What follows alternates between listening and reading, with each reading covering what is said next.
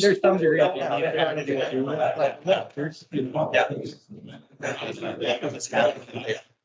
Oh, well, see, I was normally just the ones individual. Yeah, you're right. Yeah.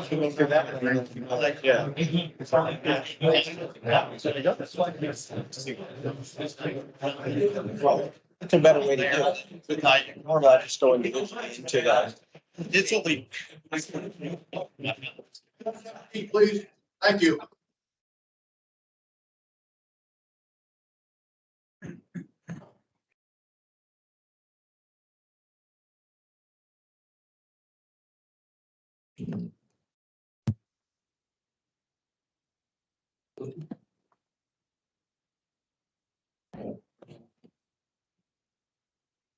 Good morning.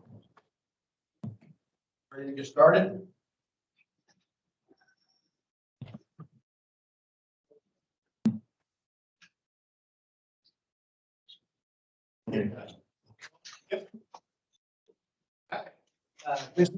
Present. Mr. Hess?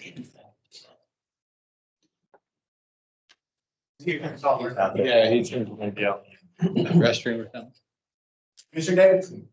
Here. Mr. Height? Present. Chairman Morrow? President. Mr. Kennedy? President. Mr. Paterino? Present. Vice Chairman Powell? President. Porter? Mr. Zach?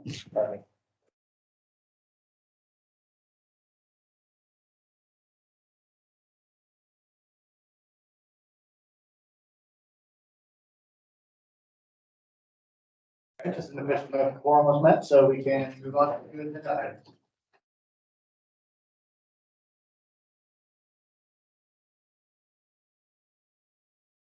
The second item on the agenda is review and action on January 2024 meeting minutes. Mr. Coates submitted a change that feeders should be changed to foundations. Variance 23-12-93. Did anybody else have any changes that needed to be made? Or not, I'll make a motion to accept one correction. Second. All in favor? Aye.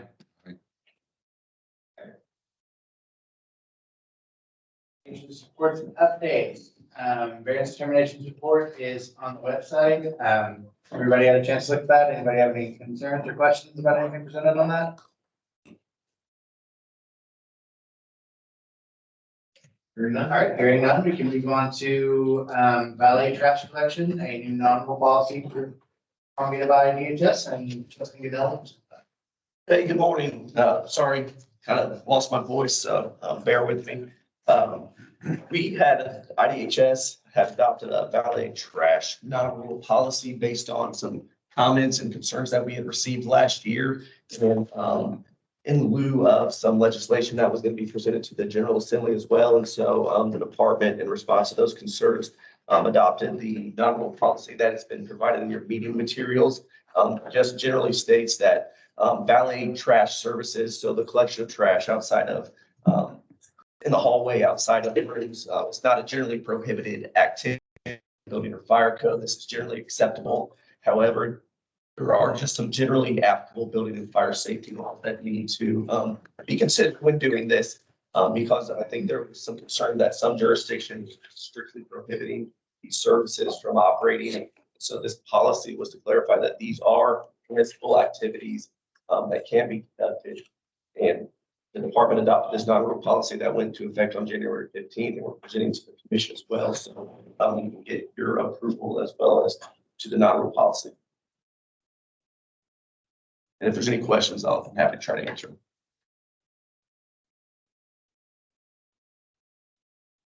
Need a motion call for approval. Yeah. Motion to approve. Second. Motion and second. Vote. Aye. Aye. Aye. Thank you. Okay, next up, we have routine boiler repairs, no longer permitted or accepted, and I believe that's what is presenting that.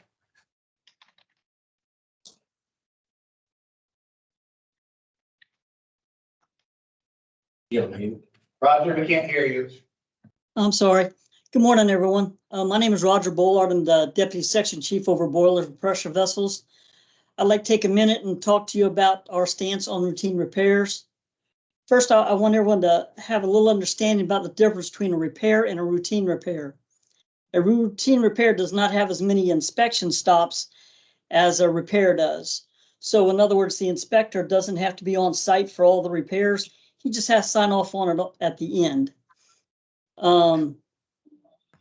I have been the chief for approximately 7 years now, and routine repairs are supposed to be approved through our division. But in those 7 years, I've had no companies contact me about routine repairs and completing these repairs to verify that jurisdiction accepted that as a repair.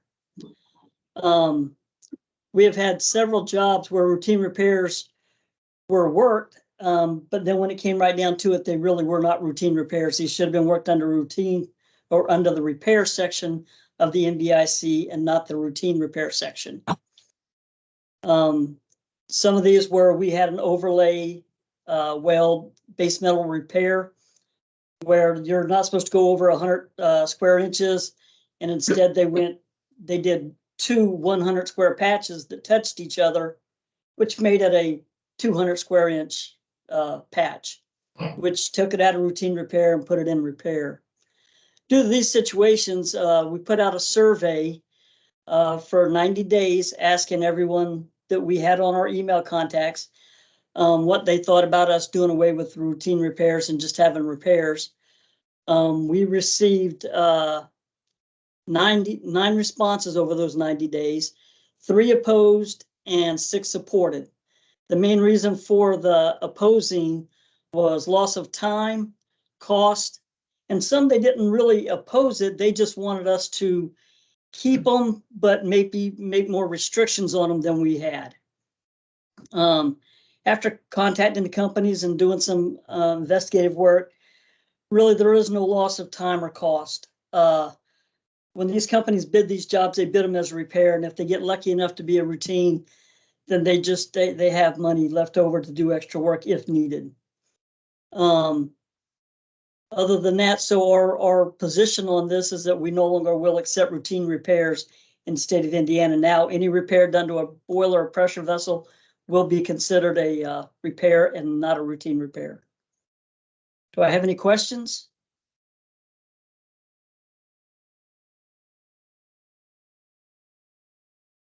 Is this a change to a rule that then requires rule making? No, so I can speak on it because I work with Roger on it. Okay. So the rule that you guys adopted the NBIC Part 1, 2, 3, and 4, and it vested authority in the jurisdiction to make this determination. The rule that itself gave us discretionary authority. I worked with Roger for about a year on it. So decisions on it, finally deciding to send out this survey to see what the regulated community, the regulators, and then the owners and insurance companies thought about it. We solicited feedback. Roger and I met extensively about it with his experience and talking to other chiefs and other states. This is the direction that we decided to go as an agency. So it doesn't need any approval, doesn't need any action by the commission. The rule that you had adopted previously gave us the authority to make this call, but we wanted the commission to be apprised of how we were actually utilizing the rule that you guys adopted. So we felt it was appropriate to bring it to you guys this morning, just to kind of give you an update. The rule, the law essentially that you made that vested the authority. We're exercising it now. So, but it wasn't done lightly. It was done with feedback from everybody involved that would have been affected by the decision. Roger being a subject matter expert, I wanted him to speak on it, wanting to update. So no action necessary, just really more informative to let you guys know how we're executing the rules that you guys adopt. Thank you. Thank you. Move on. Okay, there were no new state building commissioner invitations published. The time the agenda was published, which brings us to rulemaking updates. The electric code update committee. Ms. Fox, do you want to explain that, or you want me to just give an overview? You can take it, there's not much to update. Okay. Sorry. The electric code update committee had their first meeting. They set the review schedule that is now up online. Everybody can see that.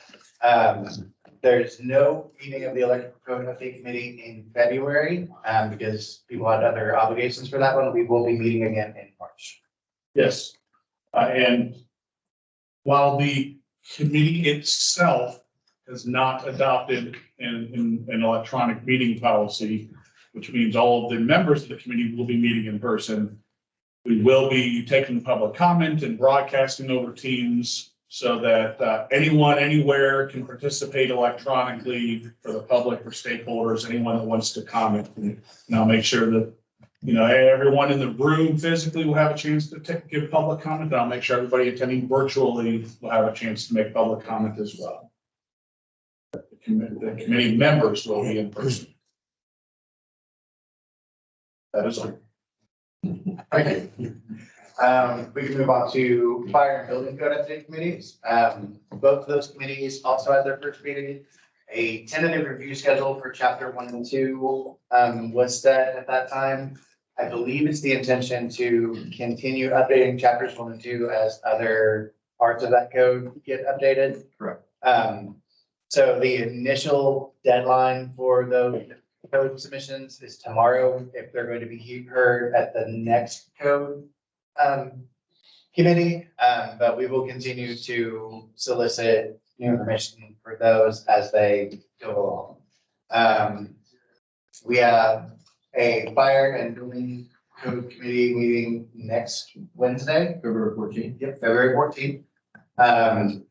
And again, those will be both in person and online. That committee, both those committees have adopted an electronic meeting policy. So some of the members may be meeting virtually. Sharon, do you have anything else to add? Also, we'll have, both meetings, one committee in the morning, one in the afternoon that we'll meet. So we can just spend one day down here completely. Since there are people that are on those committees, things that hopefully will get moving forward. Are you getting good input for amendments or any conversations about anything, period, on the committees, That I don't know yet. Do we have, how many amendments we've got? I not smacking over and I know that some code comments came in, but I'm not sure what code that were. And I mean, we had some, but I don't know what they are. Okay. I do have one for this month. Regarding the code official representative, it's currently Bobby LaRue of Monroe County is representing the code officials on both the building code committee and the fire code committee. I spoke with Mr. LaRue last month, and while he is fully capable and excited and willing to take on the very heavy task of both committees, I asked him if it might be helpful if he only had one, and he said that yes, that would be helpful. So I reached out to another member of the Indiana Association of Building Officials who's got extensive background in both code enforcement, code development, in all aspects of our industry, Miss Rochelle Wakefield, commonly known as Shelley to most people. She submitted her resume. It's a part of the meeting materials, so everyone has had a chance to see her qualifications and her experience.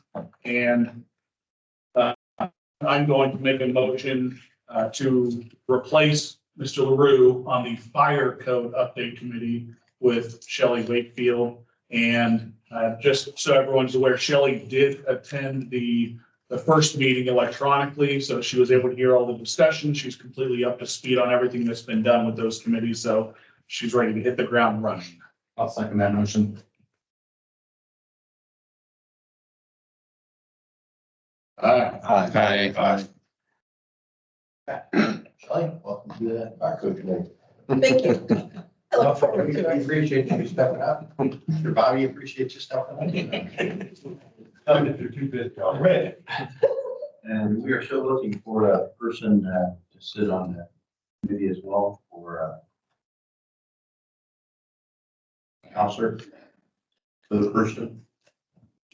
Someone else will step up for that. Oh, the code consultant. Code consultant. Yes, yes, code consultant. See, Ed leaning forward. Hey, you can't hide back there, Ed. You know, so we did have conversations, so. Yeah, Jim, I sent you an email. I copied it. So,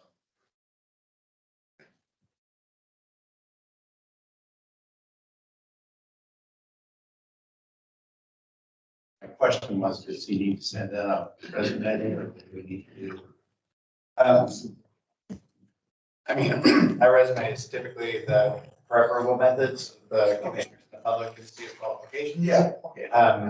But if the commissioners are familiar with them and just want to vote, they can. Yeah, it'd be Eric Coleman in our office. I'll make a motion to, I'll make a motion to add Derek Coleman, to the Fire Code Update Committee. I'll second that. And then I do know Derek well. He used to work for the city of Indianapolis. I'm aware of his knowledge, his certifications, his experience, and he will be well suited to be successful in this committee. And he's got a few resources back in the office. I imagine he must. I just can't get the meetings. Thank you. Thank you. Got a first and second. There. Is there a question? I said, Just, hey, Jim, when you're casting votes, I mean, I don't know what the proper procedure is, but make sure we ask for nay votes too. Isn't that what we Yeah, all in typically do? favor and all. Yeah, so just move forward. he's chatting everybody here. Yeah, we've been doing, yeah, we're used to taking roll call, yeah. Yeah, it's been a few months. Yes. So. That's add Derek Coleman. You vote to approve? Anything, against? Yes. Hearing none. Is asked this, thank you. Those are good look. All right, next up, we have, the Liquor License Update Committee. You want me to? Yep. Chairman, and rest of the commission, it's unfortunately, it's happening in my life that work is taking precedence and I have several trips scheduled over the next couple of months, which are going to impact my ability to chair the Liquor License Committee. I'm going to request to be replaced by another member of the commission as chair at this time before we get started. The first meeting was scheduled for February 28th, and I already have conflict with that meeting, and I know I have conflicts coming in March and the end of April. I'm going to choose to step down before the committee gets started and hope that another member of the commission will take my place. If anybody in mind, I leave the floor open. Mr. Paterino had sent a letter requesting to be on more commissions, so I'll offer it up to you, Mike, or anybody else. I probably would prefer not, only because to try to submit proposals from the side for everything else. It's gonna take some time, because I'll be personally submitting stuff for the IAA. So there's some effort there, which is why I had made previous comments. But for this, I would probably read it to somebody else. that chairperson would be looking, we have to find somebody in that commission to want to set up. So they might just have us with that. Jerry, but it's a good time. I read a lot. I mean, the subject matter experts are going to carry the load anyway. I was in no way a subject matter expert of elevators. I was just willing to chair as a member of commission that had some seniority. But I'm in no way an expert on lift devices other than how to buy one. But you got all the salesman and he's how to ride one. Alternatively, if no member of the commission feels that they want to chair that committee, the commission could appoint a member of DHS staff to chair that committee as well. Thanks for bringing that up, Daz. I was gonna offer that as well. I had to sneak out of the meeting, but we potentially Daz could serve in that role and more of an administrator and maybe not a voting member if that's desired, if a commissioner isn't able to do it. Or Mr. Conley. Or just to get out. No, we haven't seen Jonathan in ages. We might volunteer him. I mean, I could, I wouldn't, it's administrative role, I know I could do it. How many members, without the chairman, how many members are we at on that committee? I don't remember. Find out.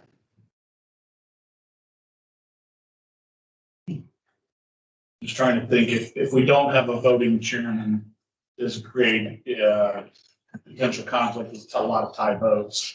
Or do we expect we're not gonna have a lot of tie votes given the nature of Oh, sorry, I'm still trying to pull that up here. But the last I checked, I thought that we had an even number and Mr. Panicky would be voting unless there was. Yeah, without Scat, it's 5. So a non-voting chairman probably wouldn't affect that. Thank you, Colleen. Anybody? No? Hearing none? You want to step up then? I'll step up. Yep. Matt Conley, Chief Inspector. Thanks, Matt. Oh, you're welcome.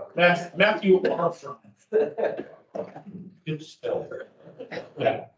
Make a motion to place Commissioner Panicky as chair of the committee with Matthew Cronley, Chief Inspector, Indiana Department of Homeland Security. I will second that. Very first and second. Aye. Those against?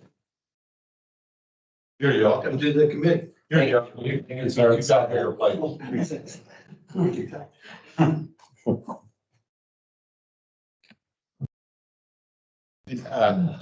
Just as a conversation, as a recap, what we had talked about for that committee was, because they have already done a lot of the work to update the previous code, the intent was to basically reassess the work they've already done.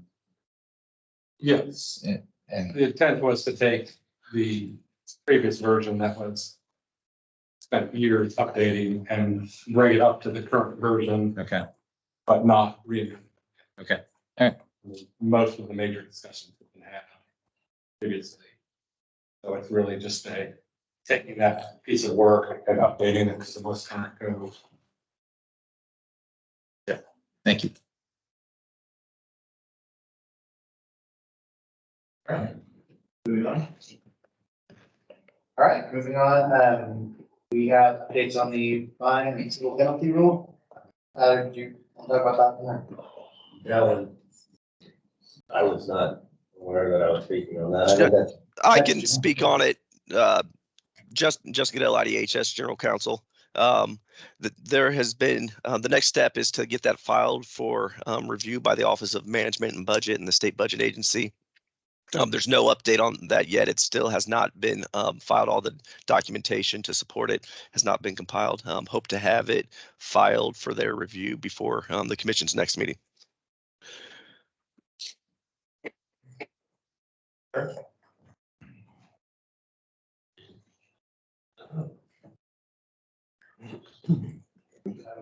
I believe that brings us to variances.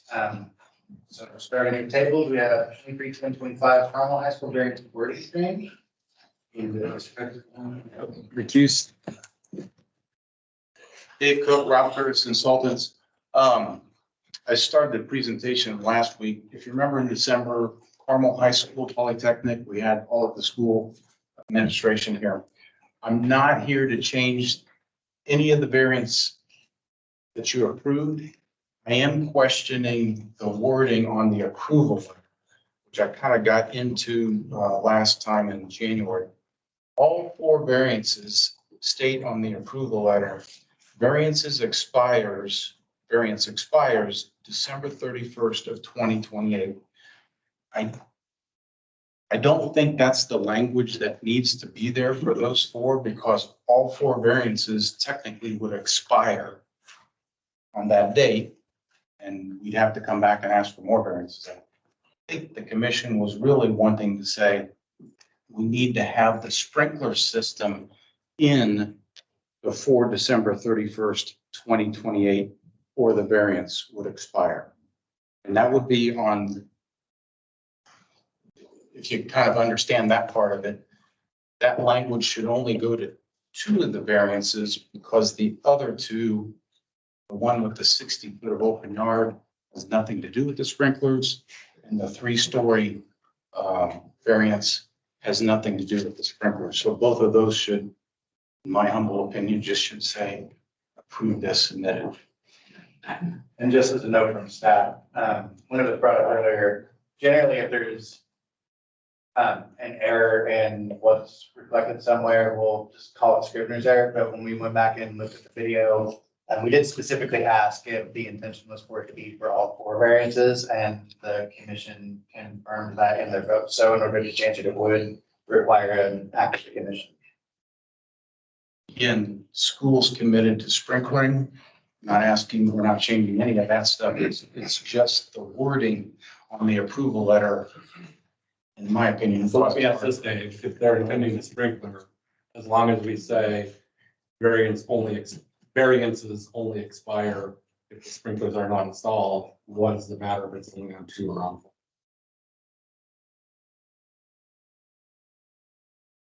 4? Either way, if you don't put the sprinklers in the auditorium, the project's gonna get shut. The Polytechnic is not gonna be in compliance.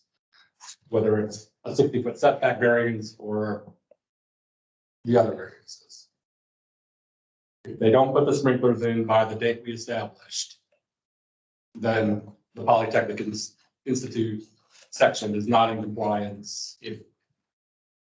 If you want to insert the word sprinklers not being installed and you want to put them on all 4, that's perfectly fine. My only thing is that variance B and C have nothing to do with sprinklers.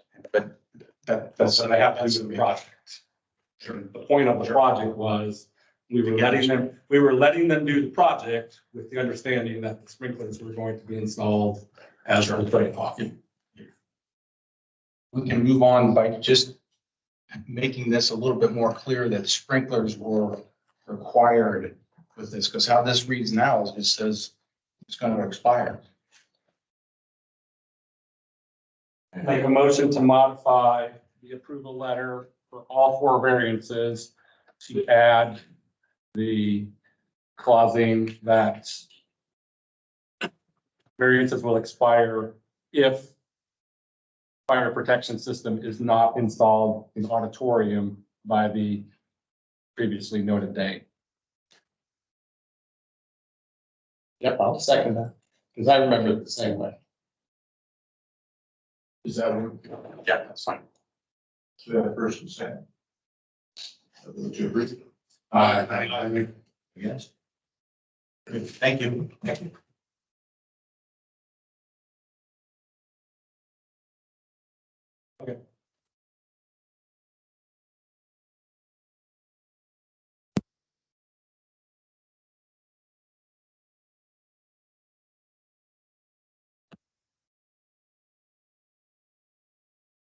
Right, so next up, we have 231032 Pin 1 Indianapolis. Anybody here for pin 1?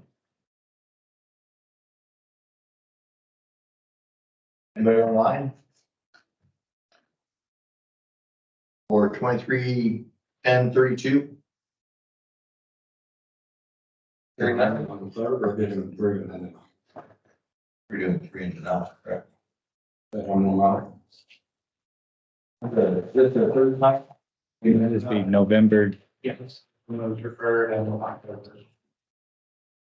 Yeah, I believe we do 3 and done. correct? Yeah, it's been tabled twice, so this is the 3rd hearing, and We'll try. Move the table. Second. table. Aye. Yes. Yeah, they'll get a letter stating if they don't. Yes. Twice. They'll get a letter. Yes, okay. That's all I need. Make sure. Good thing. Okay, so moving on, we can go to 231279B Greater Farm LLC.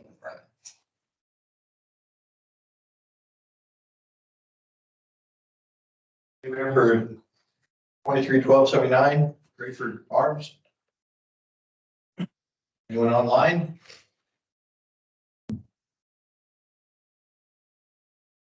Hearing none? Move the table. Second. Aye. All in favor? Aye. Yeah. People out there. Sorry. That's right. I moved this. So used to voting last. Throw it out there. Feels good.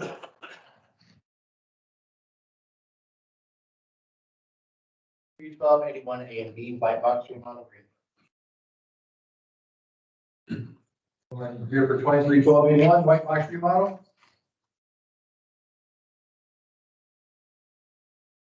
Is this the? That commercial building with the face on. They had an The update update, plan. the plan that Yeah. they'd be here. I put it in an update. And the Anyone here? Anyone online for White Box remodel?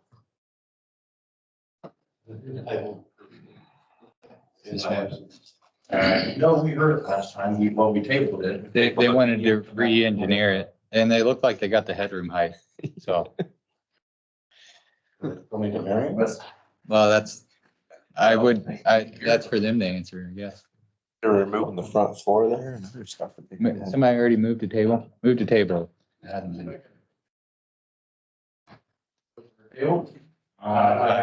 Yes. Alright. Table variance is 231286 roof access elevator machine. Anyone here for 231286 roof access? Looks like Bree Haggard is online for that. Hi, that's me. Hello. Go ahead. Hi, we had a violation due to our roof access being in our elevator machine room. It is our only roof access for the whole building. We've been in this building for 15 years. The building's been around for 50 years. It's never been an issue prior to 2023.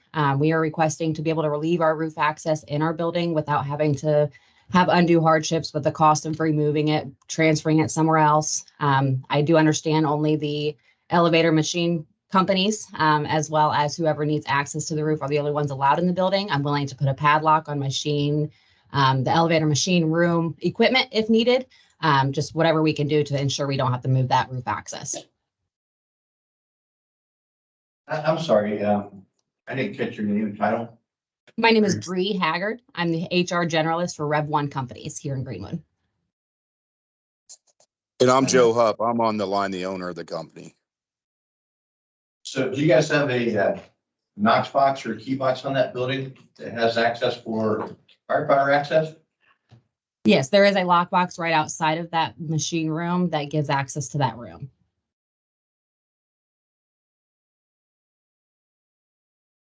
And roof access, right? And the roof access, yes. How many floors is this? 2. 1 elevator, 1 roof access.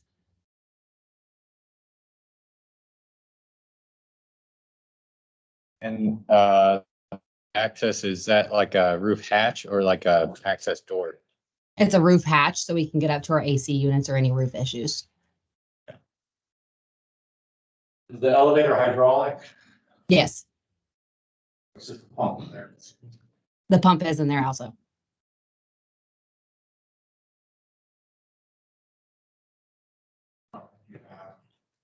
Yeah. Gears. Rotating parts. Yeah. There is a whole box that the hydraulic pump goes into that we would be capable to put a cage over if needed. We could make the access box for the elevator hydraulics one space, and then the roof access is to the side. So if needed, we could put a wall around it where you come into the one for that access and then go up to the roof. Do you happen to have a picture of this space? Give me one moment.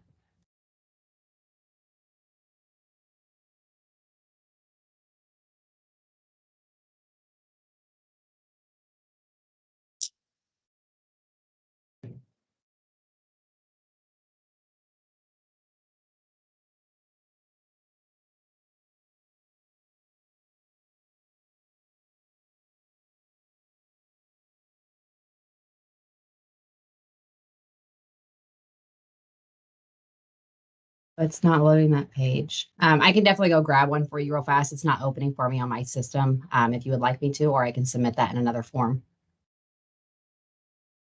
I'm in the building if you guys would wait a second for me to grab that. So the ladder is obviously, I assume, mounted to the wall Correct. across from the pump system. So like behind the door going into the room. Yeah, if you go in the door, the roof access is right to your left, and then everything else is right in front of you. Under 20 feet. And is there clear space at the bottom of the ladder? Yes, there's clear space all in front of the ladder as well as beside it. Yeah, I can't see it on there, but is that under 20 feet from the roof access to the floor? I'm sorry? Is that under 20 feet from the roof access to the second level floor? In that Under room? 20 feet? How tall is the ladder? Yeah. How tall is it from the second floor line up to the roof? Up to.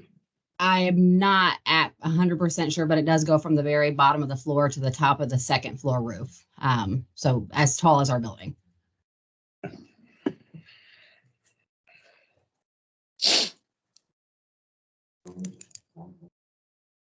Yeah. I mean, second floor is probably 12 to 15 feet. You don't have to stress for the fall protection on nothing. But then again, if you've got a knock box and you're gonna lock that door, is that correct? Correct. It's always locked. What, so you have an elevator key box outside that door? Yes. I was asking about a Knox box on the structure, so. At the front door of The the outside, building. at the front, that house has all your keys? I'm sorry. It sounded like multiple were talking. Okay, so a Knox box or a key box that's usually at the front door of the building, for firefighter access? No, we only have an elevator key box right by the elevator. There's not one at the front of the building for the elevator access, only right by the elevator machine room. But do you have a box that the fire department uses? Yeah, we have our When they go up? our fire safety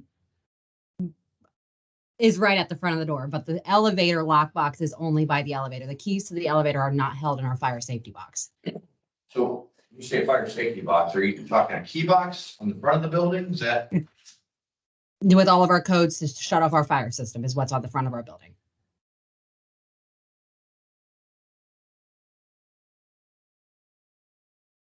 You're just talking about your fire alarm panel for your keypad up front, right? Correct. That actual. So- Box that has your keys or fobs in it. So if the fire department comes to your building after hours, how do they get in? They break the door, or do you have a key outside for them to get into the building? We can unlock the doors. Whoever the alarm is or detected by, we would unlock the doors for them. So you're there 24/7? We have access to our building 24/7. Yes.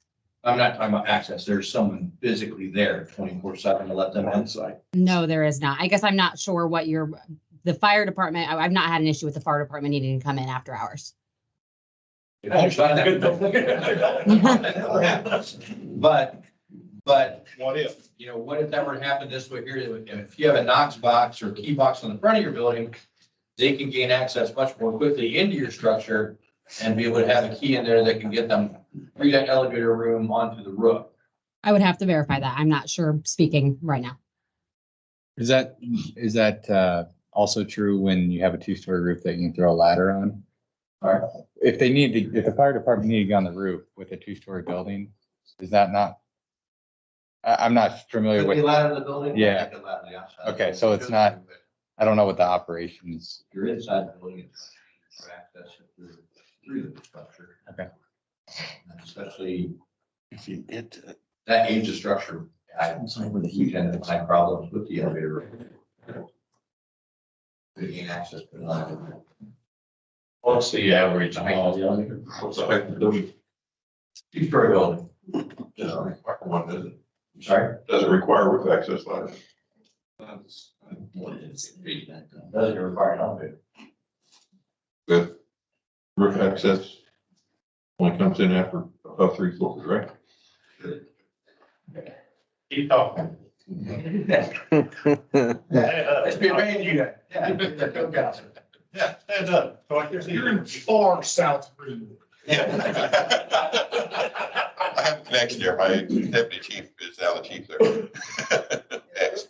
So, my question, just listening to the conversation is this roof ladder actually required? Because, you're only required to have a roof access ladder above 3 stories. Unless there's some kind of mechanical device or something up there that you access less than 16 feet. All of our AC units are up there. Mechanical code 16 feet. Right, but if it's under 16 feet, that wouldn't even be required then. That's my only question. But all of the AC. You gotta have. Over 16 feet. So you're saying the fire department, 2-story building, they can ladder up and get up top. But it's easier for y'all, excuse me, fire departments, go inside the door, get in there and how about that inside the building? So- It's not required. Another question for you. Is the roof access identified on the outside of that door, just like the elevator equipment? Is it labeled that says roof access and elevator Yes. equipment? It does. So really all you need is a key, that's the key to be provided, and then you've got clearance. I've never known firefighters couldn't break down that door. Why not? We hate breaking down $3,000. But you went. All right, I'll make a motion to approve with the condition that a key box is provided outside the room to allow firefighter access into the closet so they can. Other than the elevator key box, like by the front entrance is what you're saying for the elevator, for firefighters, Yeah. It's often referred to as like a notch box. a notch box. And what I would suggest you do is contact your local fire marshal and have him tell you where he'd like those keys placed. Okay. Thank you very much. Second. First and a second, would you agree? Aye. Yes. Thanks, Bree. Thank you. Thank you. Have a good. You like to move on to the new van? Want to get a 10-minute break in the variance?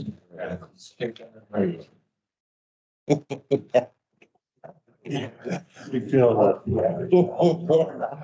The right way.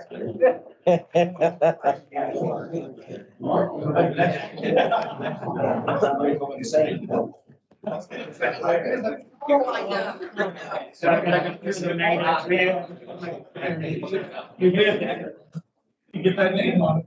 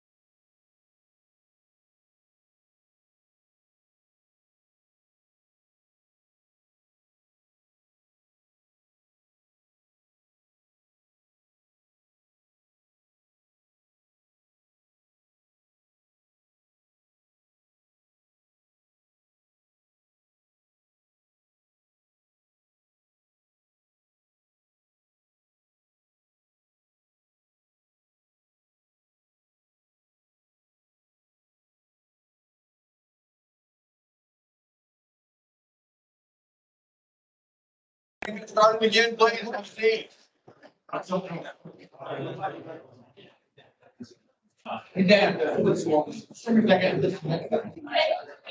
Hit it? Yeah. It's still going.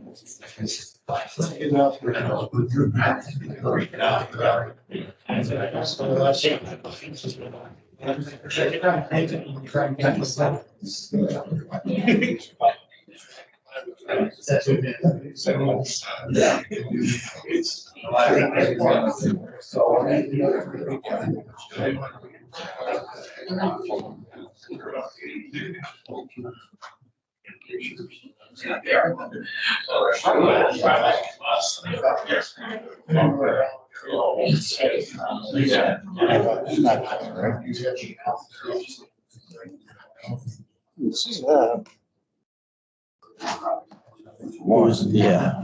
Yeah. Stuff, yeah. Mhm. Yeah. This was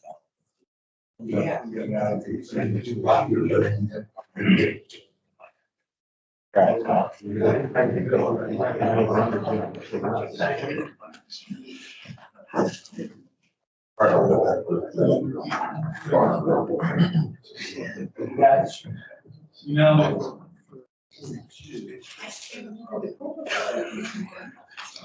That's the eighth sheet. That's right here. That's the hundred. All right, we're just started. Mike, you have to let me know for some reason. All right, apologies. Moving into new variances. First up is variance 240133 off the first B environment.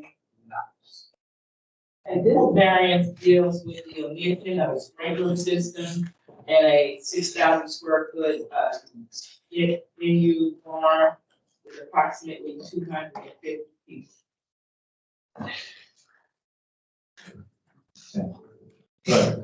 Sorry, I'm nervous. We've never done this before. I have names. Oh, yay, there we go. I'm Rebecca. The most people we have in our barn, It's 200. well, you guys have got 200, but we've never had over 120 people in the barn. We have no kitchen, no heat, no air conditioning in the barn. We shut it down from October to May. We don't allow candles or glass bottles at all in our barn. Sorry. Most of the weddings have been outside, and then they just come in for their reception. Most of the people aren't even in the barn. They're walking around in our flower garden and outside the front playing cornhole and horseshoes. So, I mean, there is a few people that stay in, but not very many people stay in the barn. There's nowhere in the barn that you cannot get to a door in less than a minute. I actually took a walker and I just took a step. I wasn't trying to be rude, but slow steps. There was not a door in our barn you can't get to in under a minute. Because we've got doors on the west side. We got a huge 14-foot slider door, which I guess you guys didn't like that, but it's already there. You go to the barn. But then we put a push door south of it. So there is a door that opens up and then it stays open. We got two big double doors that we open up on the north side of the barn that goes out to the flower garden, and that stays open. And then we got two huge open doors in the back of the barn, push doors that we leave open that reaches to the back of the barn. So there's nowhere in the barn get access to outside. Barn built for this use, or was this an agricultural barn that you converted into? It was an agricultural barn. It was a potato barn. So it's got 4 by 12 oak studs every 16 inches all the way around the barn. Concrete. And we got a 9-inch concrete floor just for the weight of the potatoes. When, you know, when approximately it was built originally?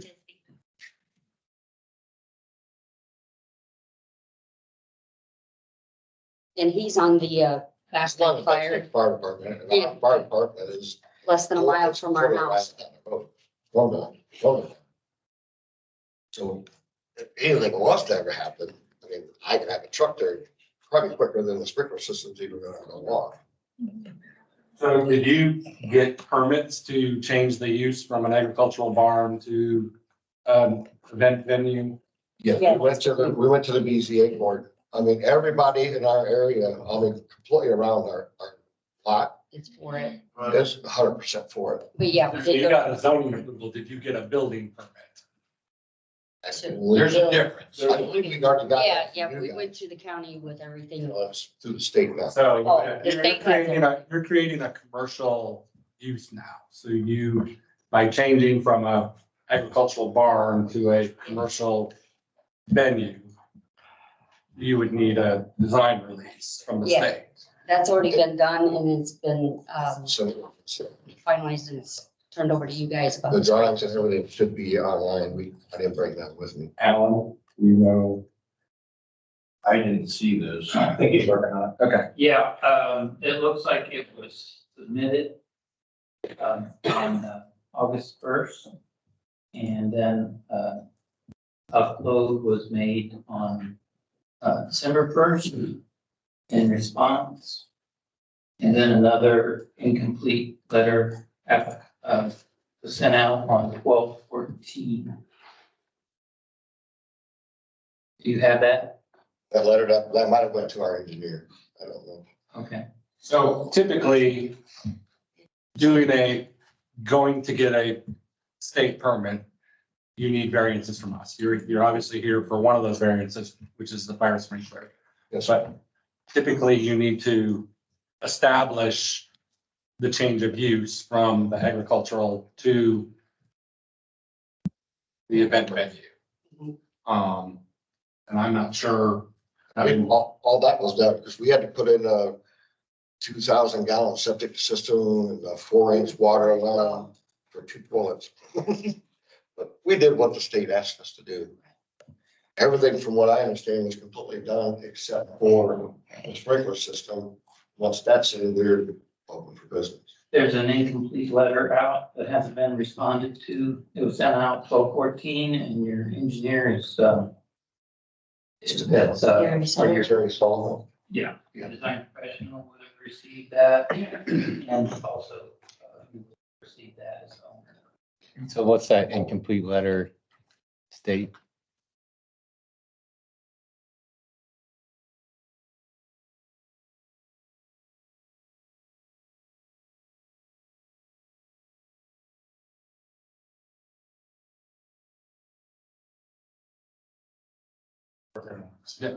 So typically, Okay, it says fire and life safety plans of the entire building showing graphically or by legend the location and fire rating of all building elements as required. So the building. Let's see, a sprinkler will be required.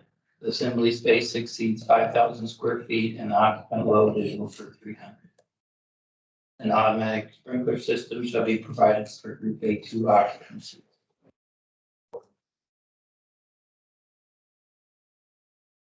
So Upload a copy of the approved variant or change the drawing to meet the code. do they comply everywhere else structurally and, or have we not gotten that far in the review process? But this is a long comment, okay? Buildings need to be brought up to code, no change in character use of building is allowed, which cause the building or structure to be classified within a different occupancy group.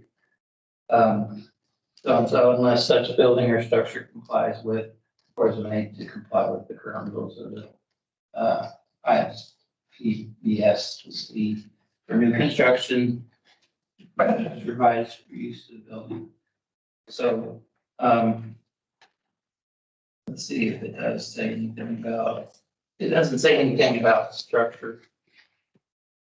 We haven't done nothing to the structure. Right, but that comment. So again, when you're converting from an agricultural building, which is not typically meant for human habitation, to an assembly venue, there's a process to go through to make that change through the permit process with the state. And the correction letter that you've been sent your engineer is basically saying, you, right now, you haven't met with the criteria. And the variance, the one variance you're asking for is probably not all of the variances that you need, because you're probably going to need variances to do that change of use from agriculture to assembly. And when this board hears those change of use requests, we require a structural evaluation report that we can review to make sure that your agricultural building is fit for putting 200 to 300 people in it. So there are the fire chief, he signed off on some paper. I don't know what. He got noticed. He probably got noticed that you had filed for variance because the local building official, local fire official get notice of every variance filed in their jurisdiction. Sure. And I thank our consultants. I was just sitting. I was talking to him earlier, he got scared to death. Yeah. But I want to clarify something that came up at the last hearing is that they only need a variance to convert a non-class 1 building if they are using chapter 34. So if you go into that, it's actually a clause in chapter 34 that says you need it says you can't convert a non-class 1 building to an A or an E occupancy using chapter 34. So now, I'm not saying they should or shouldn't do a chapter 34, but they don't necessarily need that variance if this is being filed as, this is a change of occupancy and they're gonna meet code. Right. We don't know if they meet code or not. Exactly. So I just wanted to clarify that. So I'm not saying that is or isn't.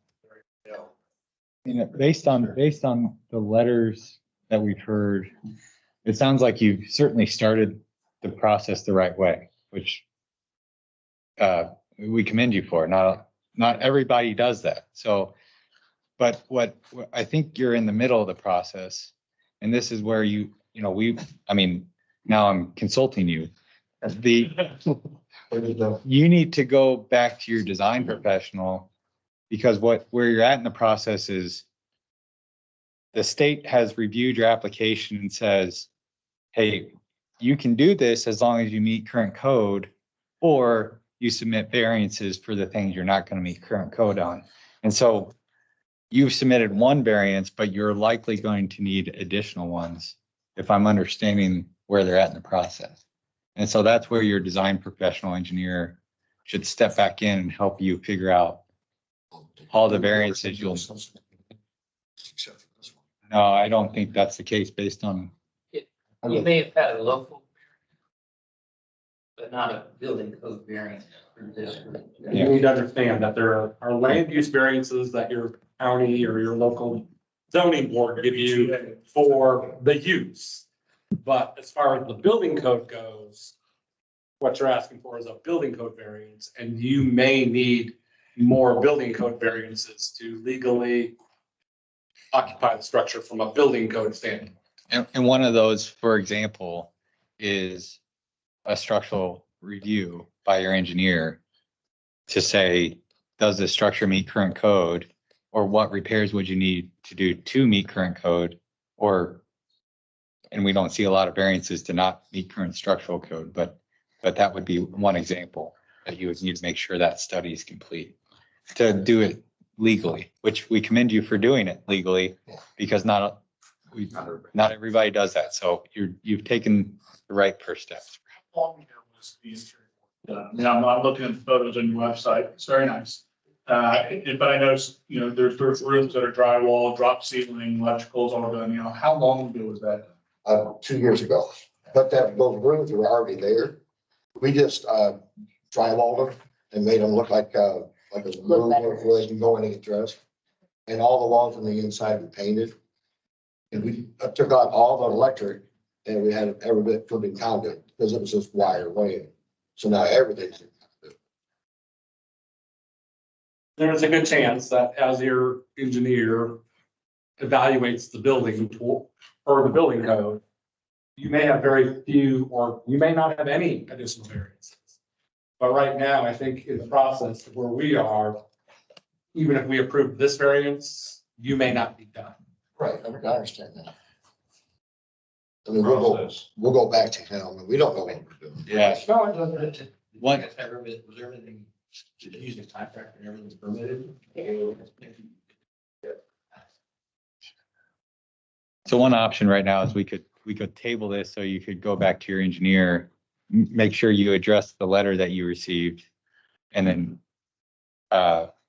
we can leave this variance in place because I think it is probably one that you'll need, but make sure you get the other ones submitted as well, so you don't have to come back more times. I think he did, he wrote some kind of letter stating that the fire, I can't think right now, my brain's fire load in the building and, the hardship, that would have been a letter. Here's the line on did file this variance. So he is addressing, one of the code issues, but may not be addressing all of the code issues that are. I'd say all I have is a one-page plan. Right. Yeah, there's nothing else. Yeah, we really weren't gonna do much. We just painted it and tried to make it look pretty and let people go in and get ready. I mean, it's a big open space. We didn't think there was much that we had to do. And the other part of this is, I mean, you do not have to appear in person the next time. You can certainly dial in to the Teams meeting, and that saves you time driving down here. I mean, you're more than welcome to attend in person. We love seeing smiling faces, but we also understand making this trip multiple times to try and resolve things can be an issue. So We'll do whatever we have to. yeah, I would suggest that we table this and give you an opportunity for your design professional to look at the latest correspondence from the state and then determine if he feels that, you know, everything else does meet code and this is the only issue. And if that's the case, then next month we can certainly act on this issue. And if we do require additional variances, we can get those filed and hopefully in a timely manner, everything can be heard at one time. We're legally not even open. We're not open. Right. So So we shut off the water and everything else. we can certainly, you know, assuming that things get filed timely, we can certainly have this resolved before. So make a motion to table. Second. Table. Aye. Yeah. Thank you very much. Thank you. Thank you. Good luck.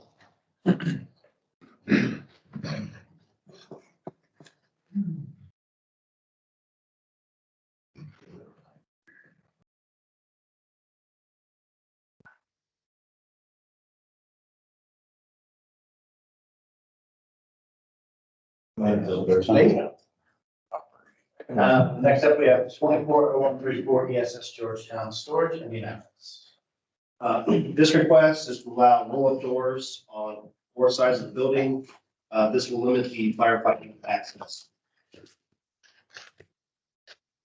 And Vincent, our camp consultants. We're involved here after the fact, so there's, to save a little time, the very last attachment is something that I posted that has a short write-up and an exhibit, and that's part of the one that's already there, but I just cleaned it up a little bit. And I'd like to explain this. So we have 2 buildings. There's a larger building that's divided, if you have the, it's divided up with 3-hour firewalls into 3 buildings. And then a smaller building below that. I believe this meets code. So what I'd like to do is just walk through this code section and how it applies here. So this code section is one that's been in the code since the mid-70s. Says that if you have a non-sprinkler building that's over 1,500 square feet, every floor level over 1,500 square feet has to have firefighting access openings. The chart of the the main charging statement says you have to have it on one side of the building. So whatever side of the building you provide it on, if it's more than 70 feet to the opposite wall, then you have to provide it on two sides. It can be any two sides. It doesn't have to be opposite or whatever. It could be any two sides of the building. So in this case, it's a somewhat typical self-storage building. Around the perimeter, we've got storage units that have a roll-up door. Then there are interior corridors, three of those, well, three of them on axis north, south anyway, and then they also have cross-sectional corridors to catch so that you can get to any of the units not on the exterior perimeter within those corridors. So, the requirement is that you're required to have at least 20 square feet of opening and every 50 lineal feet. In this case, it's on two sides of the building. For illustration, picked the top and the bottom. So what's the issue here? The issue is we've got like 58 roll-up doors on the outside that if you go into those storage units, you can't get into the rest of the interior of the building, of course. But there are personnel doors, 3 on each side, top and bottom, that allows you to get into those corridors. And I've identified those as required access doors. And there's plenty of other ones. And yes, there are some of those doors that, well, any of those roll-up doors aren't going to get you into the interior of the building. But you can get to any of the units either through the roll-up doors on the outside or the personnel doors, top and bottom. So you have access to every single unit in the building. This is really not fundamentally any different than, say, I build a 1 or a 2 or a 3-story. Usually 3 stories are sprinklered for a lot of reasons, but let's say you build a 2-story office building, you'd have the same requirement would apply. So not every exterior door is going to get you access to every part of the building, but you have to provide those openings so that you can get access to the interior of the building. And another point I wanted to make is that if a very strict reading of the requirement for fire access and the fire code is that you have to have access not just to within 150 feet of the exterior walls, but technically to the interior of the building. And we meet that requirement. You can easily get any of these units within 150 feet. So I believe it meets code. You can get access to every unit. It's not an anomaly situation for this kind of building, but I mean, in terms of applying this code section, I understand it's an anomaly because you've got 58 roll-up doors on the outside, but you also have 6 personnel doors that allow you to get anywhere inside the building. So, it's the anomaly here is that just having the openings on 2 sides wouldn't meet code because you have to be able to get to all of those units on each side also, but each one of those units along east and west side have roll-up doors into each one of those storage units. So I believe this meets code. The anomaly is we have way more doors than would be needed by minimum, but we do need 58 of them because in addition to the personnel doors, because obviously the fire department has to be able to get to. If you had a room that literally you couldn't get to through either an exterior door or through an interior, then it would meet code.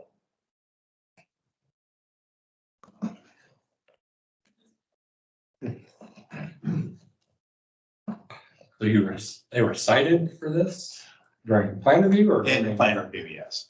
And I wasn't involved in the discussion, so it got kind of down the road and it already got filed before I could make any argument about this correctly, so.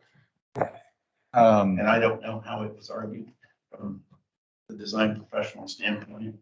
He's got an attachment here too, where he kind of explains it, but I thought it'd be simpler to explain it the way I did, I think. Again, what's the travel distance allowed on that? Well, you're allowed 200 feet travel distance. That's not sprinkler building. 120.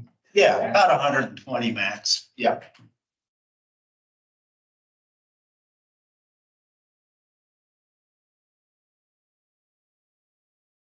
I mean, when you're saying it's meeting code, you're referring, I mean, I think the variance refers to one section, but you're saying it meets a different section in the code that I'm seeing with 903.2.11.1. Well, I hope that's not two different sections unless I cited the wrong one.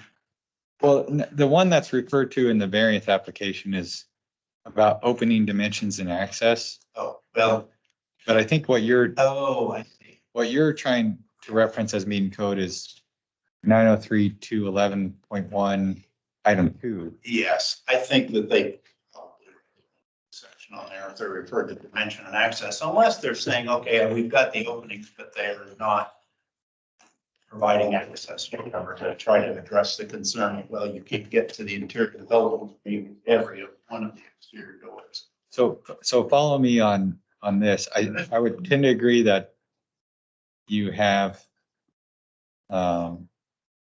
access openings on both sides, but the one stipulation in here is those openings can't exceed 50-foot distance between them, which I don't think that that's met, right? I think if you were to say that, I think that if there is a violation, I think you could say that for example, in my illustration, 2 of the doors that I'm identifying to meet the 50-foot rule are the roll-up doors. Which isn't really accurate because those don't allow you access to the interior. Right. So like if you just looked at the ones that allow you access to the interior, some of them are approximately 75 feet apart, which we can debate whether or not that's significant or not. Right, whether it's adverse to safety or not, I see your point. I wouldn't go so far as to say that there's no variance required. Which is what my point is. But then we can debate whether or not that distance difference from what's required is significant. And that's where I look for firemen to help answer that question. Do they have any restrictions on what can be stored in here as far as? Well, they have. All the storage. Yeah, I mean, I'm sure they're gonna have rules, but People the enforcement of that is difficult. This is a one storage. It's just a one storage. Yeah. So how far are the doors that there? Well, if you look at the ones with the orange dot on them, they're probably about, in the one case, probably about 80 feet apart.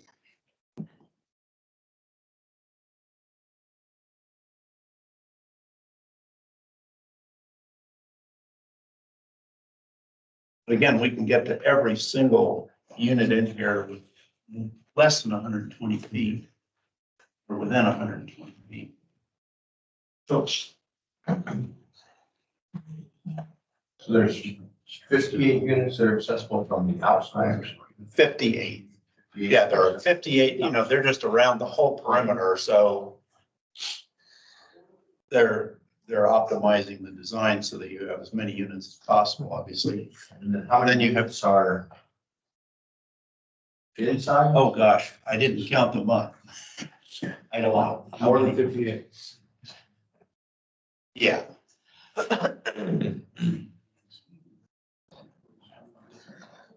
Anyone from Pike Township Fire Department that we can speak? It's about 100. I'm gonna guess about 130 here, because it's quick math. That are interior. Well, no, it's gonna be a little more than that. And the building is not sprinkled. Right, this is a requirement for buildings that are not sprinkled. Yeah, so If it's not sprinkled, we don't. So have to meet any. So how many square feet are this total building?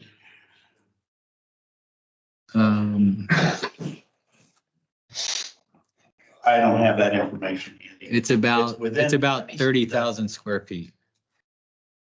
No, the actual, okay, we've got, it's each of the buildings is just under or just over 10,000? No, that's not true. Well, I guess if you're building B, which is separated into 3 areas, each area is about 10,000 square Right. feet. So 30,000 square feet for the Right. entirety of And building. we do have they are bona fide firewalls, 3-hour firewalls separated. So they are 3 separate buildings per code. So it's not, it didn't separate based on walls and the 12,000 square feet? Correct. They have fire areas But- less than So 12. that's all stored, they can store anything there. They can store anything that's legal, that follows their The rules. reason I asked that is because so. Yeah. I looked at this, because we've got places in my city. So realistically, we're making those places sprinkle those buildings as well. Because ICC, in there, because we asked them the question, ICC.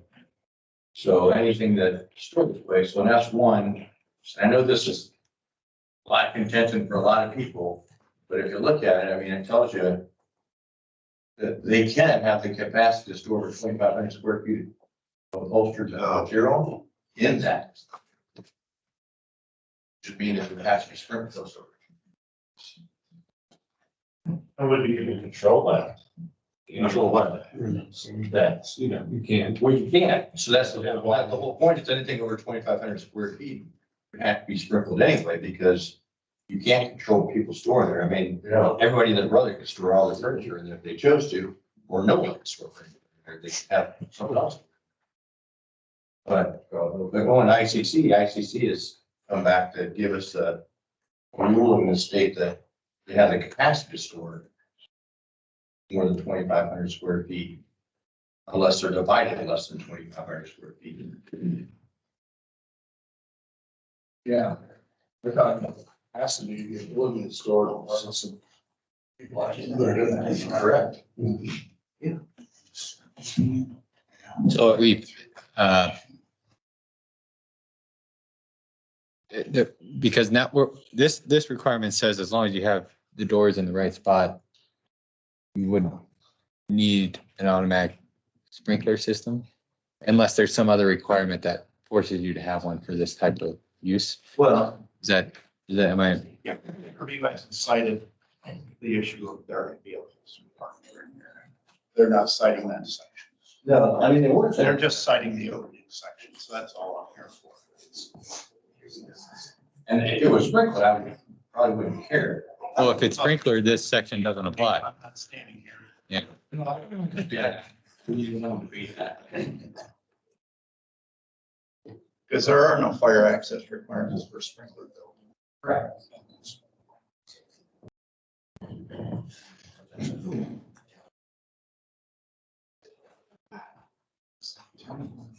Yeah, there's, well, I mean, we have. So Logan, circling back to what you were saying earlier. With what they've got, they've done, are you thinking no variance required? No, they're still not meeting they're not meeting the code requirement for openings because they're not within 50 feet of each other. The other requirements of that section, they seem to meet. Would you agree? Right, you're saying that because we don't have an opening in every 50 linear feet that provides access to more than just one unit, storage unit. Yeah, it says three. That's what we're. You've got 130 some units, or whatever, right? That only have access through.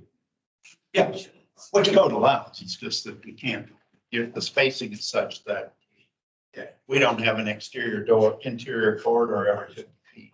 Well, the other way to look at it is in the middle building of that section, right? The building B, the middle section. It looks like you have about, I don't know, 75 feet or 80 feet between the firewalls. Yeah, it's probably closer to 100. Okay, so you have 100 feet between the firewalls. So the code requires that you have, if you have 100 feet between the firewalls, then you should have 40 square feet of opening on that wall. And assuming that's just a normal man door, you're not there. Well, typically they're 3x7, so. Yeah, so 21 square feet, right? So if you have a 100-foot wall, you need 40 square feet. So you're half. I'll admit, I took this in totality. And you do have access through the cross. And that's fine. If you take it in totality, then you're not meeting, well, they're more than 50-foot distance. But again, we can debate whether that's significant or not. I'm not saying that that's significant. But to your point, a variance is required based on my interpretation, regardless of how you look at it. This is Tyler, the architect on this project. Can everyone hear me? Yeah. I just want to clarify there that the middle section of that building B is 70 feet between the firewalls, not 100. Yeah. Okay. That makes sense. It's actually. So yeah, so we're, we're 20 feet off from what the code would require. So variance is required, and then we need to decide if we want to grant that variance based on the facts. Tyler, can I ask you this question? You noted here that there's a fire alarm system. Is that correct? Yes, there is a fire alarm system. Okay. That's not required by code, so we're not required to have a fire alarm system for S1.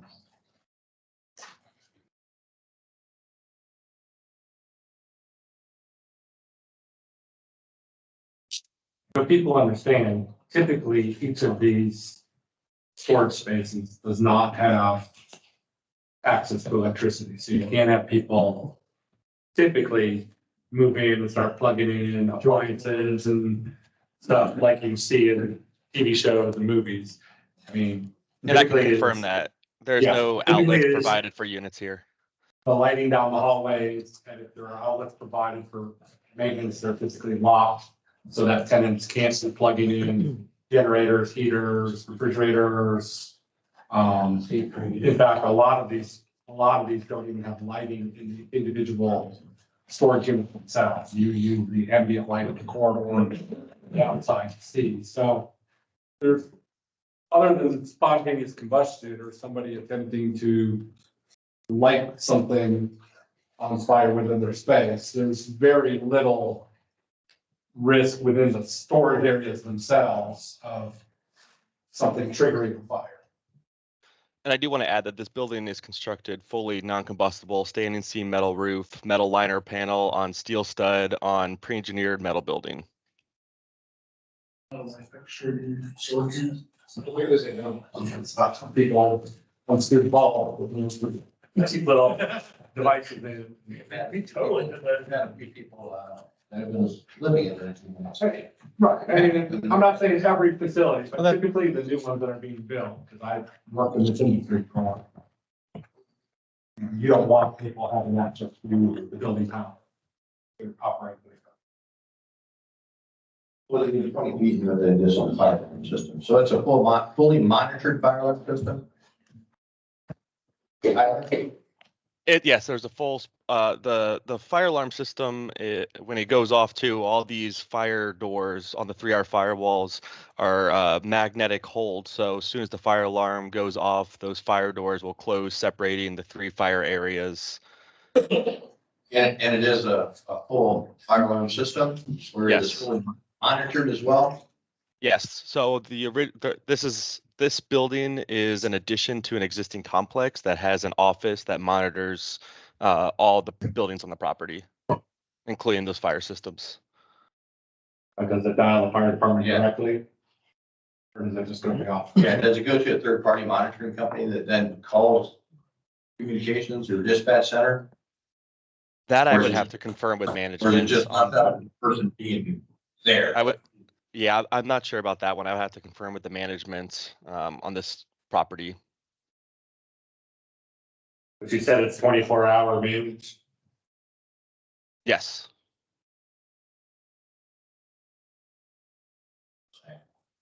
Tyler, what they're getting at is an FPA 72 compliant fire alarm system, because that would require it to be monitored off-site electronically.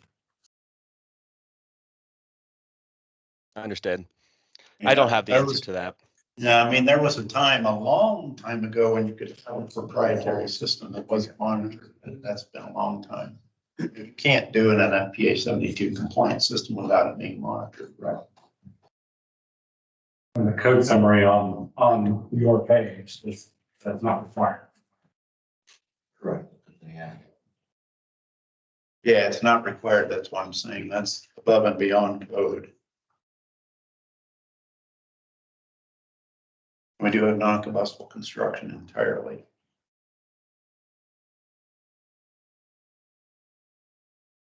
Can I go back to this interpretation that you think? So how did we get, how did this design get past that? I don't think that's widely enforced that way. Okay. It's not. So the problem is that we and Fort Wayne have tried to enforce it that way because we know that people are going And to store. this interpretation's from ICC, not our state, right? So this is not binding to, do we have an interpretation on that? Yes, Frankfurt's a while back that says that unless the self-storage is predominantly set up to do postal furniture, it does not apply to self-storage buildings. Okay, so say that one more time. So it's his interpretation, it basically says, beginning of his interpretation, that the section that regards to upholstered furniture and mattresses, that section does not apply to self-storage buildings unless the self-storage buildings are predominantly set up to be storing mattresses and upholstered furniture. My question for that was that how did the state make that less stringent? What, how can the what? The state made that less stringent. That's our, I mean, that's the state's, that's our commission's. ICC puts it the other way. Well, I think that the case. ICC says, Either way, it ICC, doesn't matter. ICC also states that we should have special inspections, but our state say we don't need. Yeah. So right now we're just discussing this, so I guess I would, with it being 20 feet and them adding a fully monitored fire alarm system, I would vote to that. And that could be the condition then. That would be the condition, it would have to be NFPA 72 compliance. Because third party monitoring. And then just to step back and expand upon what Mr. Callis had said. There is an interpretation from, former state commissioner, Craig Burgess in 2019 regarding the corresponding section of the building code. The 2014 building code also, section 903.2.9, which is mirrored in the fire code. And the question posed to him was the same. Yeah, whether this requirement applies to S1 rental self-storage facilities.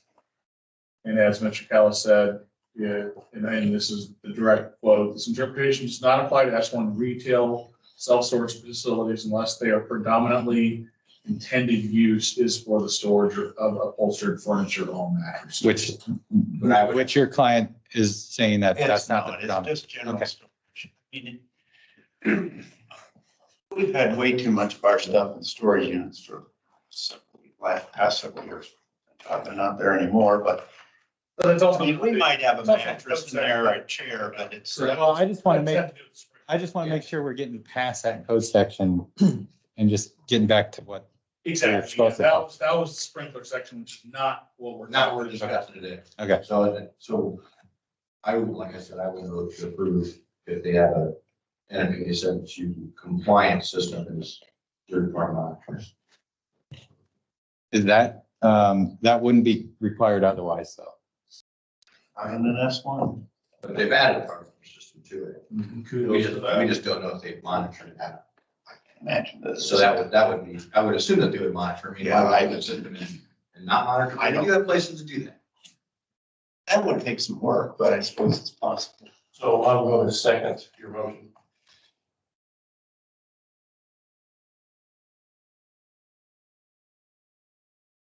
Second, approve. Aye. Yes. Aye. Thank you very much. Appreciate it. Thank you.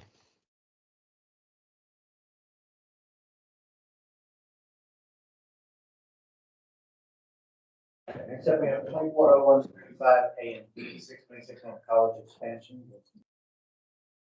And this variance has two parts to it. The first variance, the IDHS department recommends approval. With top place. The second variance deals with an existing house that has 4 apartments. They are adding on 2 more apartments in a garage, and they're not wanting to separate the two with a 2-hour firewall. With that being said, this will require the building to be sprinkled with an NFPA 13R system or NFPA 13 system. However, they are proposing to install NFPA 13 system throughout the existing and the new addition. Melissa Tupper, RTM Consultants.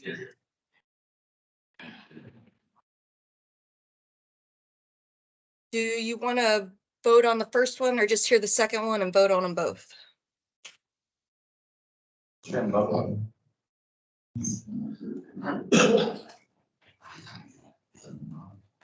Go ahead and talk about me, Melissa. Okay. So they're adding on, like Denise said, 2 apartments with a parking below open. There's no garage doors.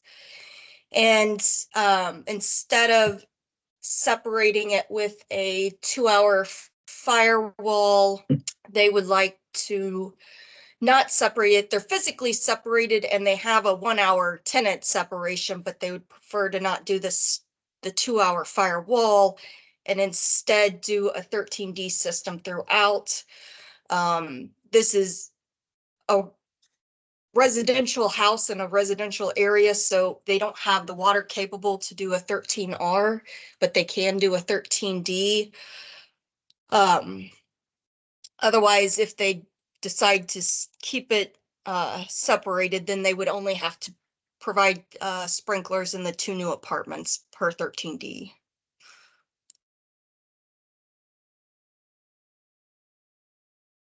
And they prefer not to do the firewall. It's, you know, when you try to install a structurally independent firewall between an existing building and new construction, it's extremely difficult with existing foundations and such.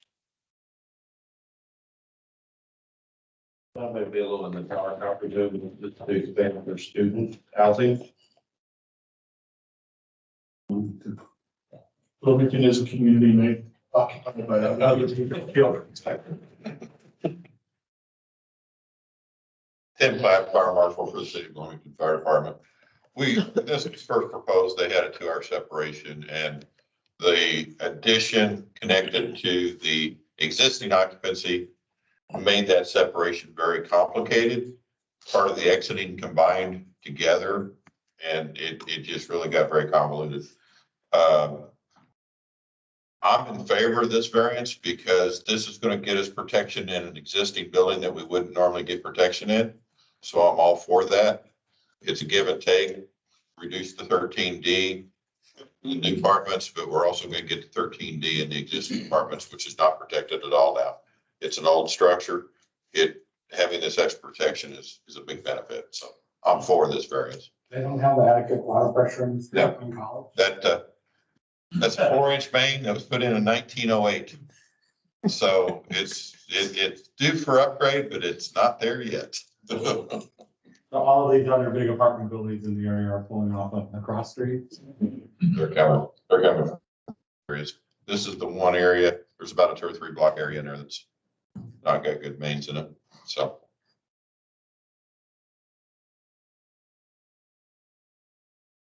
The fire marshal's report, I'll make a motion to approve. Yeah, I'll second that. A and B. And Motion to approve A and B. Aye. Yes.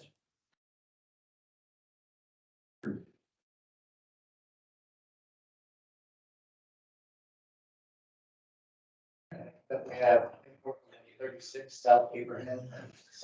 Thank you. This request is to use ESFR sprinklers for storage racks. Morning, Commission. My name is George Bennett. I'm the president of S. Abraham and Sons. I have with me Chris Korth and Ryan Gosens of Total Fire Protection, the owner and the project director. And as stated, we're seeking a variance to install fire suppression using FM standards on a goods to person project currently underway. Reason we chose the FM standards of this is FM has done specific testing for the small automatic tote placement.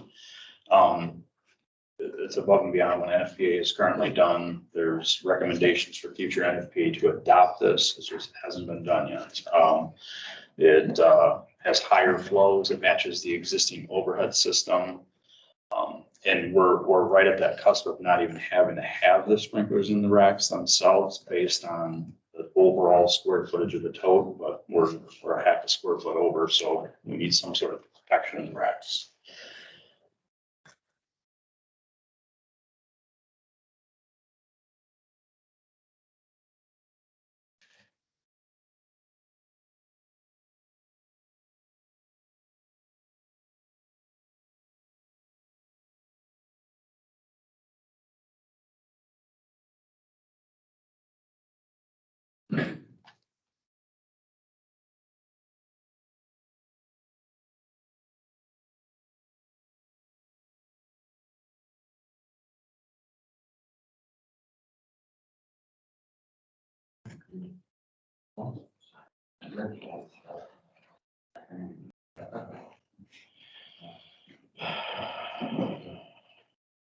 So how high is the storage and how large is the structure?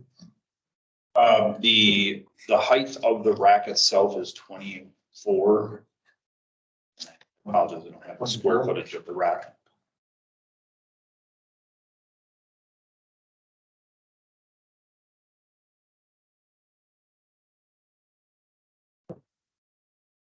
I'm sorry. I don't have the square footage of the rack. I apologize. The height of the storage is 28.4.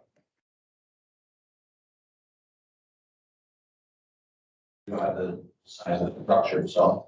I think we're utilizing 40,000 feet for the entire goods to person project out of our existing 220. I believe our ceiling height is 32.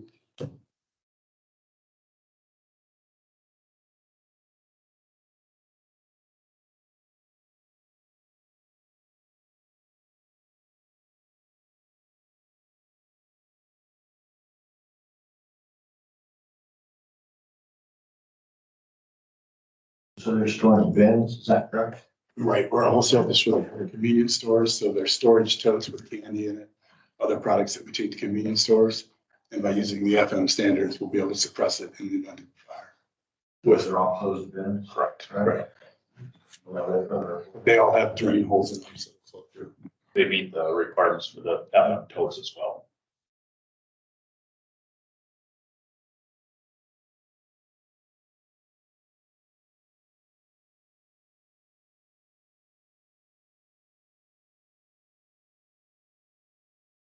Was this throughout this, the total structure or just a portion of the structure? Just in the racking structure that holds the inventory.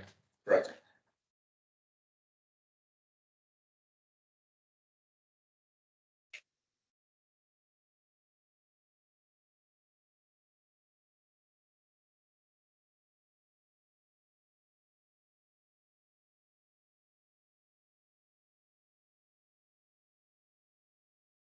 Total square footage of the rack is 8,000 square feet. I apologize. I didn't have it. The total square footage of the rack is 8,000 square feet. So when I quoted 40, I guess that's the entire project. So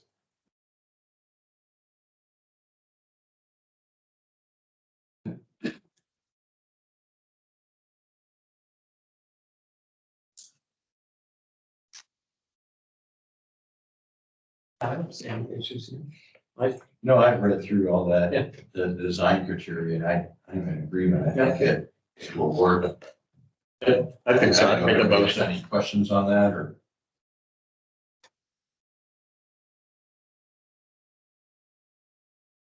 Motion to approve. Second. Motion second to approve. In favor? Aye. Against? Thank you, gentlemen. Thank you for your time. Appreciate it.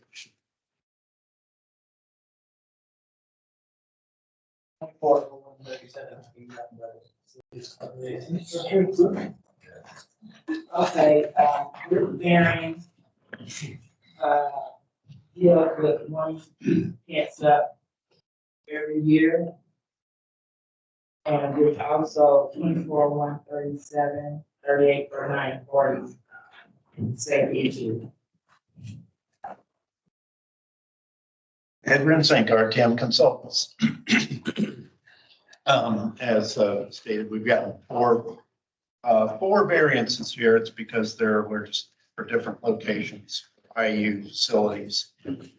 The first batch here were the typical ones used at the sporting facilities, primarily the football stadium. This is pretty much the same as what you've seen before. Well, actually, you probably don't see very many of them because typically if they just come back every year, the agency approves them.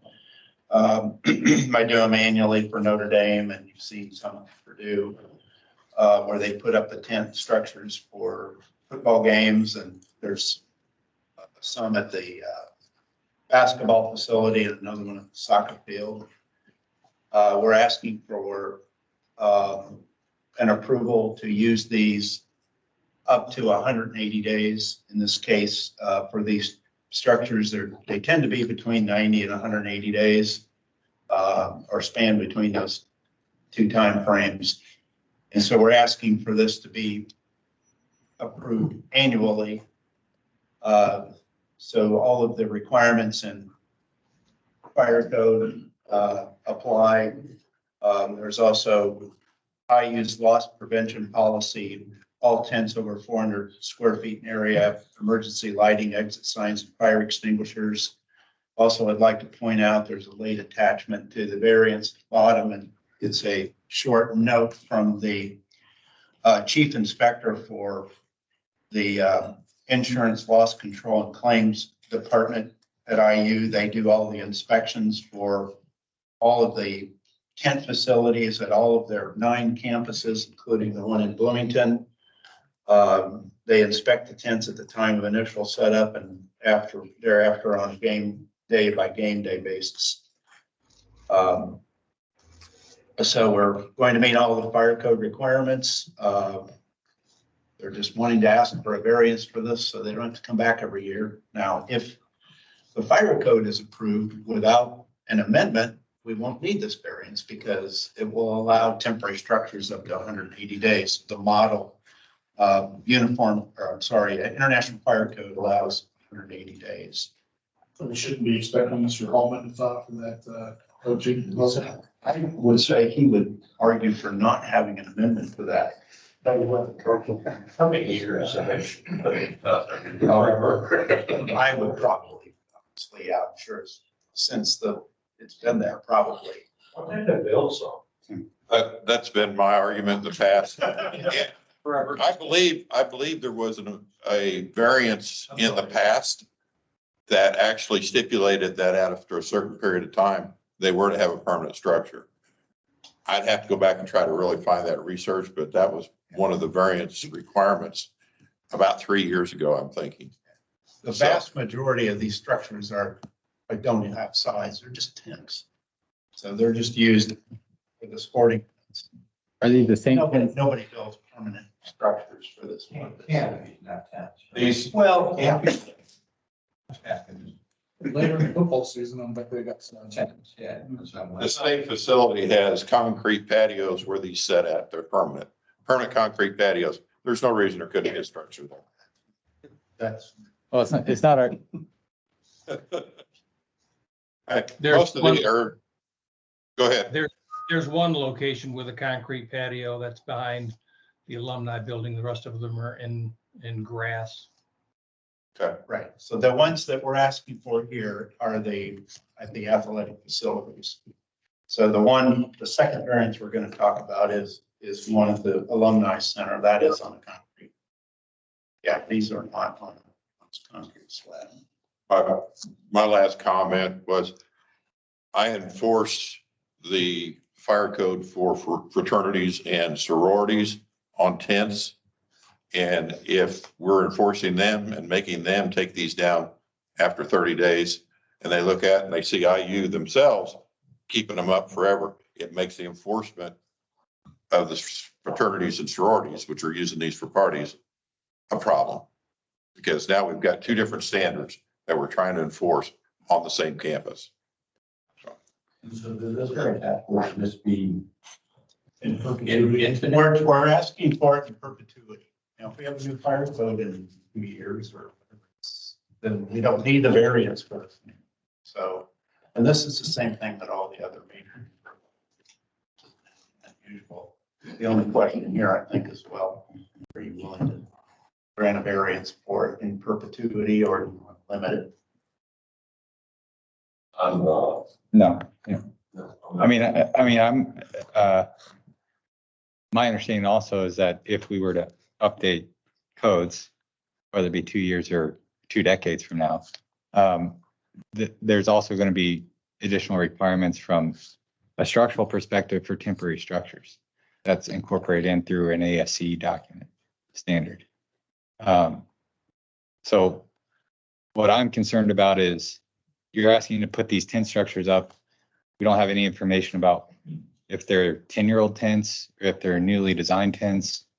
So I don't feel comfortable allowing that in perpetuity.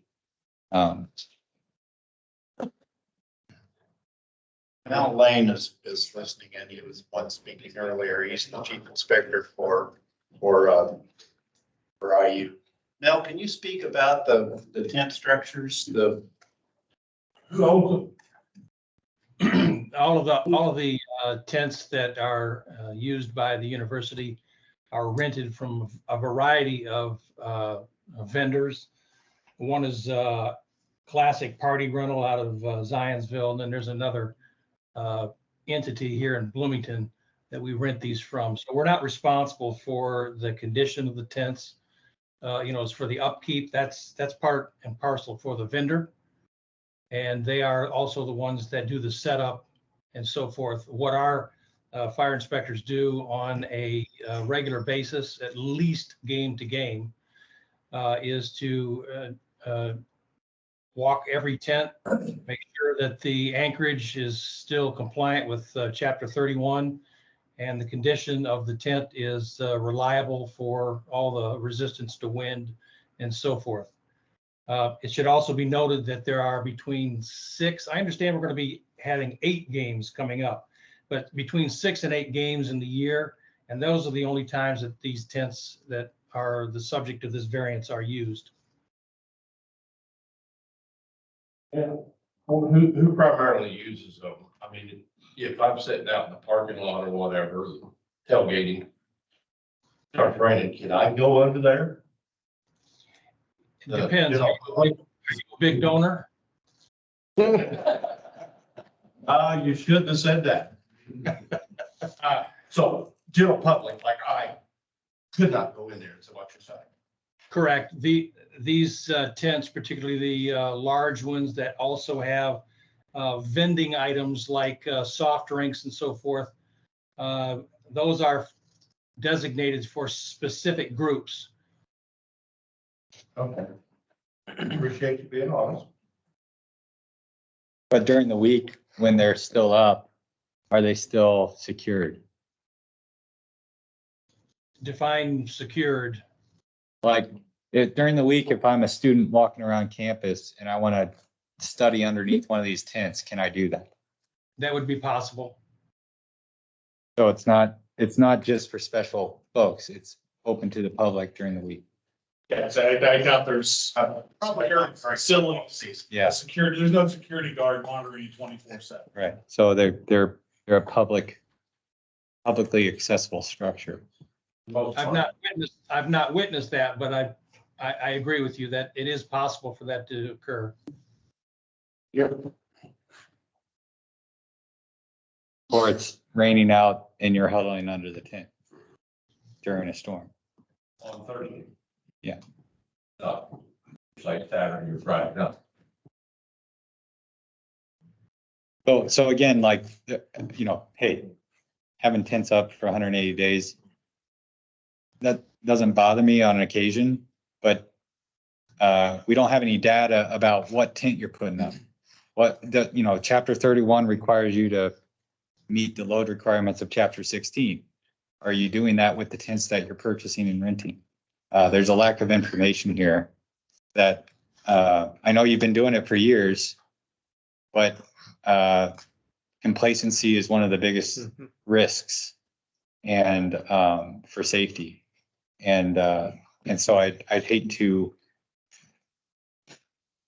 do something in perpetuity because that's when complacency can occur.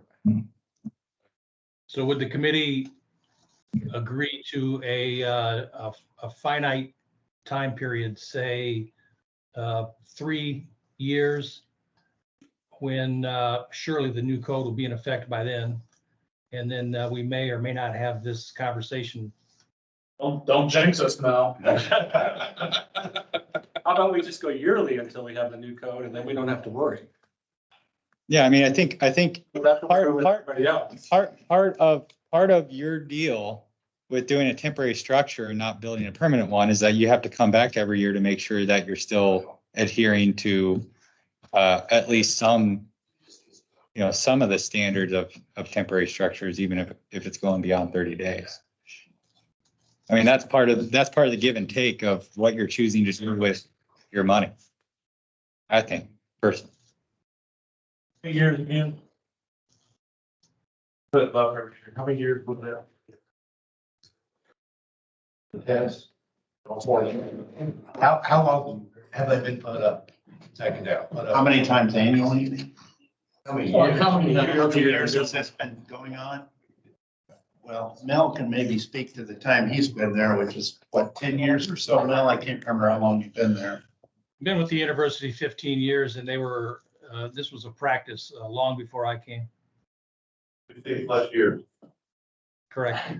And we can't, I mean, we're not a body that can say, hey, you should build a permanent structure. I mean, that's their decision, but this is part of that decision is that they have to come back. We grant this in a longer period for IU, for Purdue, in the state. And floodgates. Everybody else has been on for multiple years. Do they have the same? Well, we'll take whatever time period you're willing to grant. I think 6 months. Then I'm coming back before the football season again. You're willing to give them 180 days? That doesn't make sense, and I have to come back here. I'd say, I'd check it every year. In perpetuity is definitely off the table. Yeah, that's. Now is it 1 year or 2 years? Well, I think that's one. Let's say the temperature of the room is one. I'm not aware of any like time we've gone beyond one for, like, I'm thinking of like the one with the Fountain Square, you know. Yeah, so. Yeah. So I would say, Maybe by next year, we'll be so far along in our code process that we'll be encouraged to do it for more than a year. But right now, I think the temperature is all year. That's fine. Are you okay if we make one motion for all four since there's? That would be fabulous. We do all of them at once. I'll make a motion for 24/01/37, 38, 39, 40 to allow tent for not to exceed 180 days for the year 2020. Second. Second. Vote to approve. Aye. Yes. Aye. Okay, two quick things. So the first on that was the condition that the tents not remain up for more than 180 days in the year 2024. Okay. So I need, and we're doing all four of them for the same condition? Same condition. Okay. Thank you. Thank you very much. Thank you, Bill. Right, Mr. Chairman, before we move on, Commissioner Blanc has informed me that for the 24/01/33 Hopper D&D barn venue that we heard earlier, the only variance that they can find that they need is the sprinkler variance that we just heard. So since they're still here and they live 3 hours away, if we could reopen that and maybe finalize that. Move on table. Second.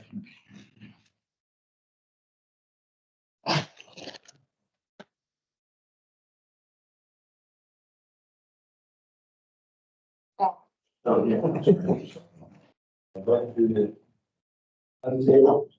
Aye. Aye. Yes.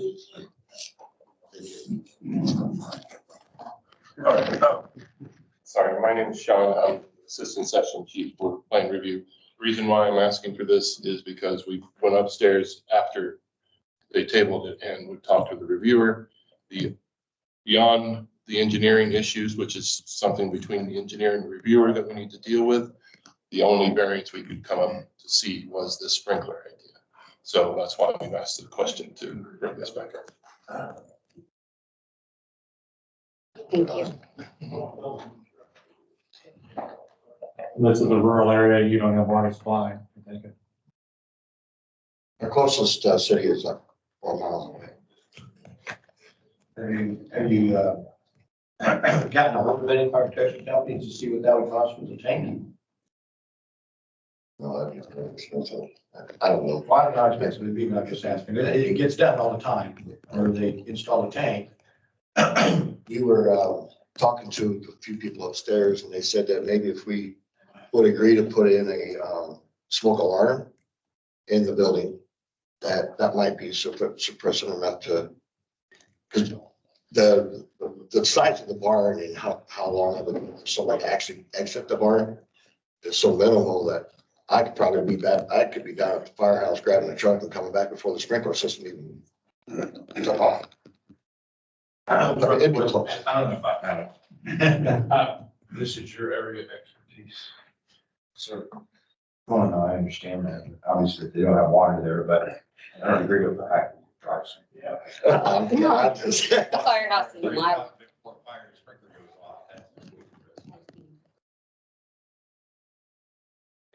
But I would like to know what the cost of tank.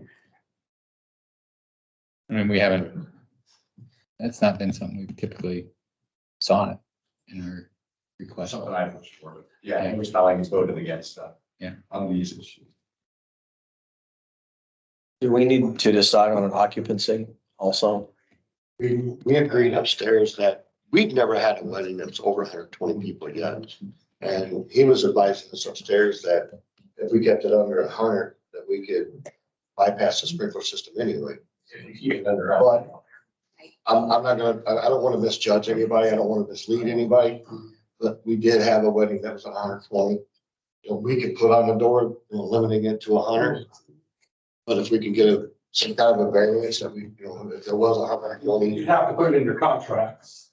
I'm assuming that you can't, that they cannot, and that includes, that's staff, that's caterers, that's bartenders. I mean, that's everybody in the building at one time. But with the 120 people, because you said you only keep this open during the summer and a lot of people are mingling outside. Yeah. So have you ever had more than 100 people inside the building?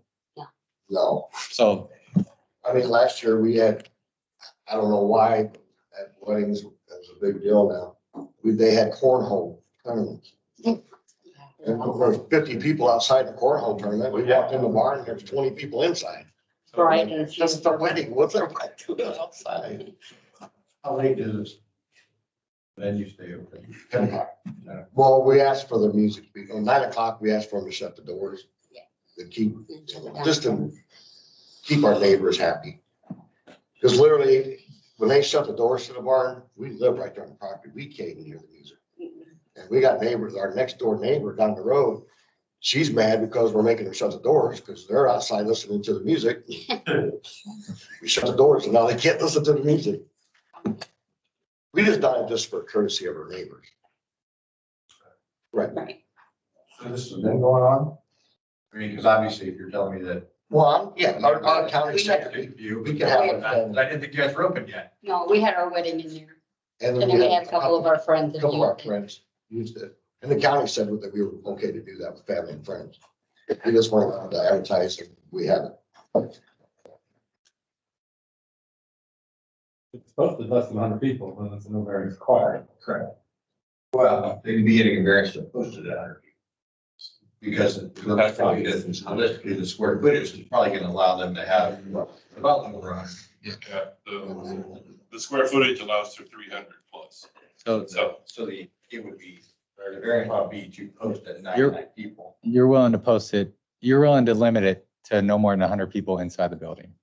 With the tables and everything, we don't want people in We there. got 10-foot round We table, want them to have room so anyhow. there's, you can't have a lot of people in. All right. And is there comfort with that without the alarm, or the alarms, would the alarm be required if that's the case? It's not required. I mean, if you're not required to have a sprinkler system. So I'll motion to, Where do you want the shot trick from music? Oh, you Well, you don't need it, yeah. yeah, I'll motion to allow the variance with the condition that there's a posting of no more than 100 people inside the building. I'll say. I'm not going to sleep. We did have 120, but like you guys said, there was never You can have people inside. You can have 300 people outside the building, right? I mean, as long as they're not in the building. But if it starts raining, Yes. 100 people on the property. Well, then you get 300 umbrellas. So you make, yeah, Right, there we go. you may want to look at your contracts when you start renting to say that capacities inside the building is limited to 100 people.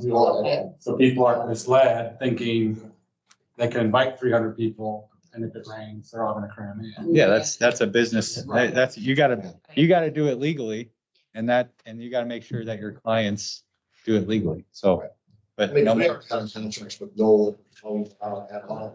I mean, we got candle and battery operated candles. They're just not right, but they're okay. Yeah, I mean, no one's complaining. And we don't allow glass bottles because we don't want the glass outside. We're trying to cover everything that we can do to be safe for everybody else too. All right, so there's a motion second to approve with an occupancy load setting of 100 persons. Yes. Motion carries. Thank you. Yes, thank you. We'll have to sleep in the truck.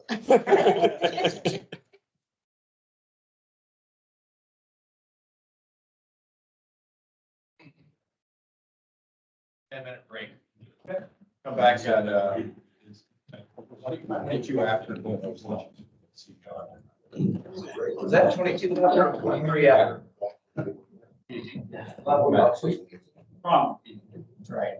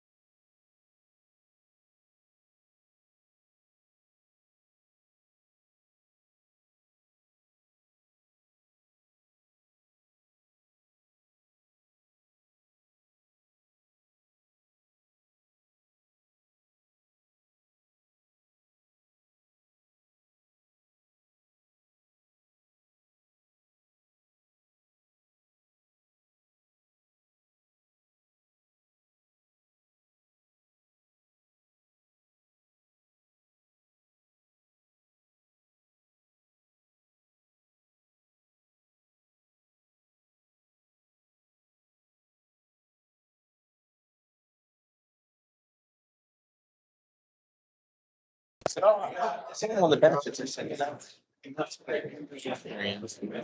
started that. So I think we're gonna get invaded. Surprised they haven't got invaded. I would take it.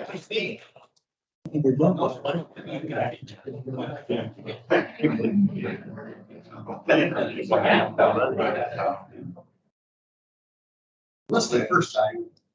Later in the day. Okay, right here.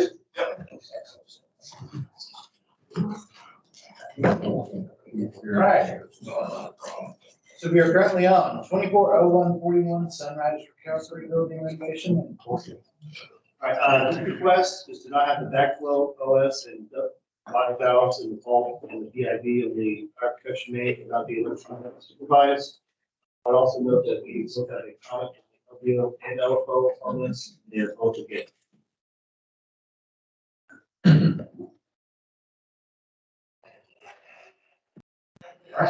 Christina Collister, RTM Consultants. I believe Brent is, the fire department is on the line, and I don't know what Brent Barr is. They did send in the comment sheet. We do need another pull down on the comment sheet, just instead of for and opposed, we kind of need a third one that says for information only. As if you read past it, he does say that they are taking a neutral position. There's a problem with this. This is outside, and there's a site plan on there that shows you where the building is and where the vault is and where the PIV is. So this was a new sprinkler system for the building. So they came out and they separated the domestic and ran a new fire line to the building. When they ran the fire line, nobody buried conduit with the fire line, as that happens with the underground, and then the fire department, fire line people come later. This is too far to just drop something underground simply. There's a price on the variance application because we kind of filed this overnight. The fire alarm guy said, I don't know, $40,000. Since then, he's tied it down to exactly what it'll cost, and what his bill would be was between $22,000 and $25,000, depending on some differing site conditions. The sprinkler contractor knew that the PIVs needed to be tampered. He put supervised tamper switch to be on the PIV and in the underground vault for the two valves that isolate the backflow preventer. But we're not there anymore, and here's where we are now.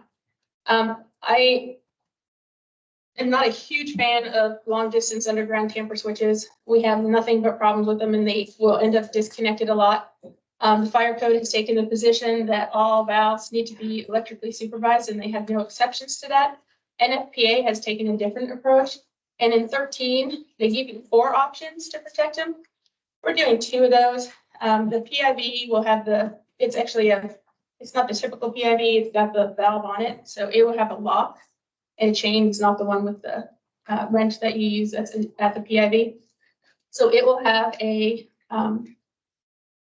lock, and on there, we're going to use one of the notification locks. So when the lock is tampered, it basically will make a lot of noise. The idea is to scare somebody away and then let other people know that there's been somebody tampering with the valve. We are too far away from the building to use the Wi-Fi or the reporting one, so this will just be a regular lock with a notification alarm that it's been tampered with. The other valve is inside the vault, and the vault is locked. I have a picture.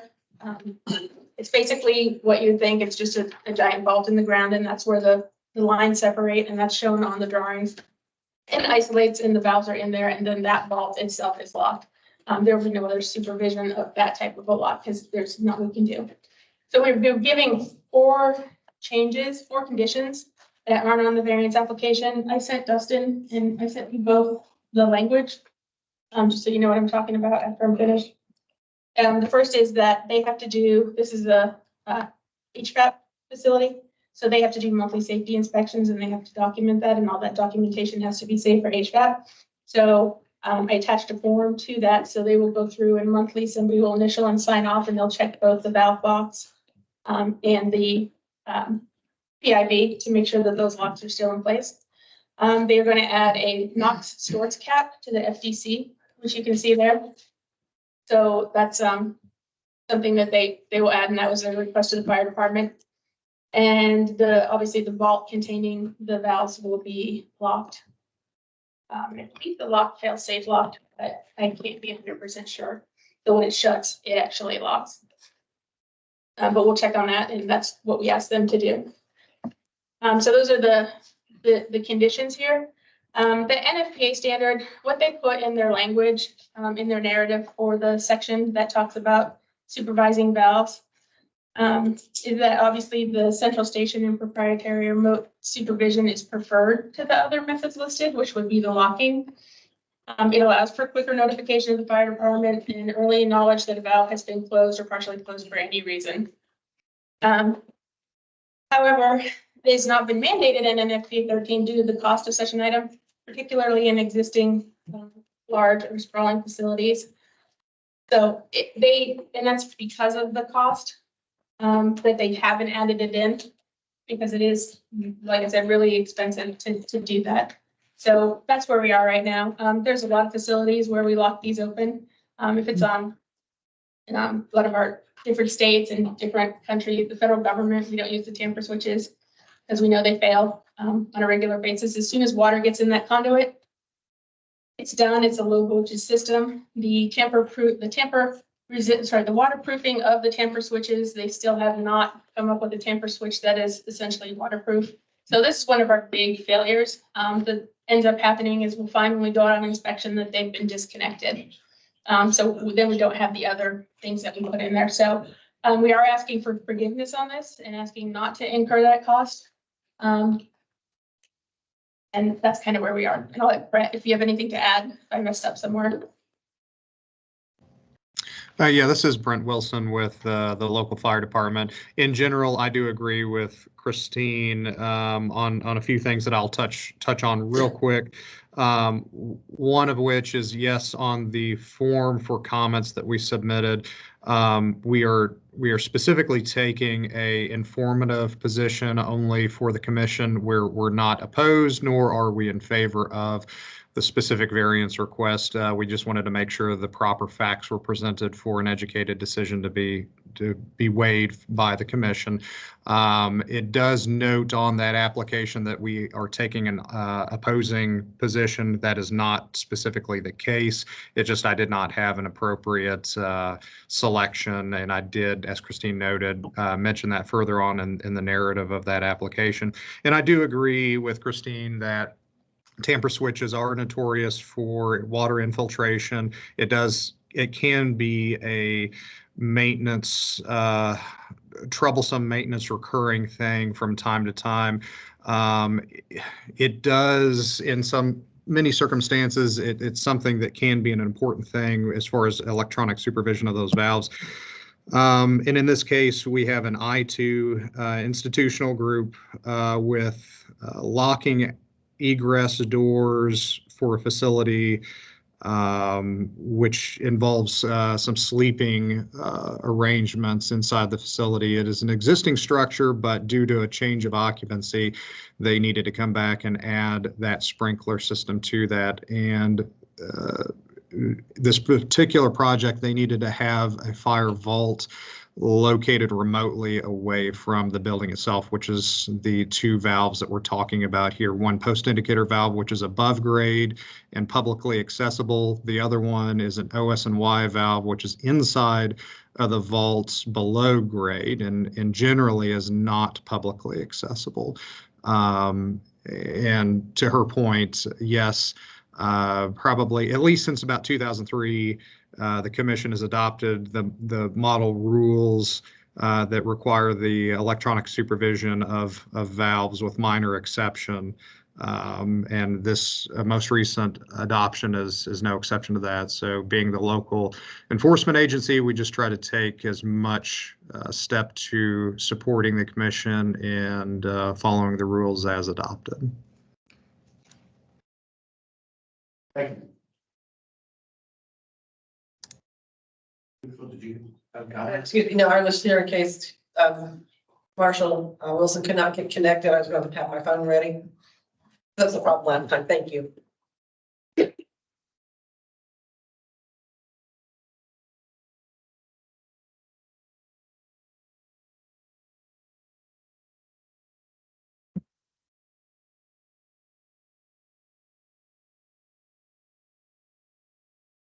Problem is, when it says electrical by others, it wasn't installed by others when they did it. Yeah, it worked better on a brand new project because then everybody's in there running the utilities. In this case, it was just the fire sprinkler people who ran the utilities.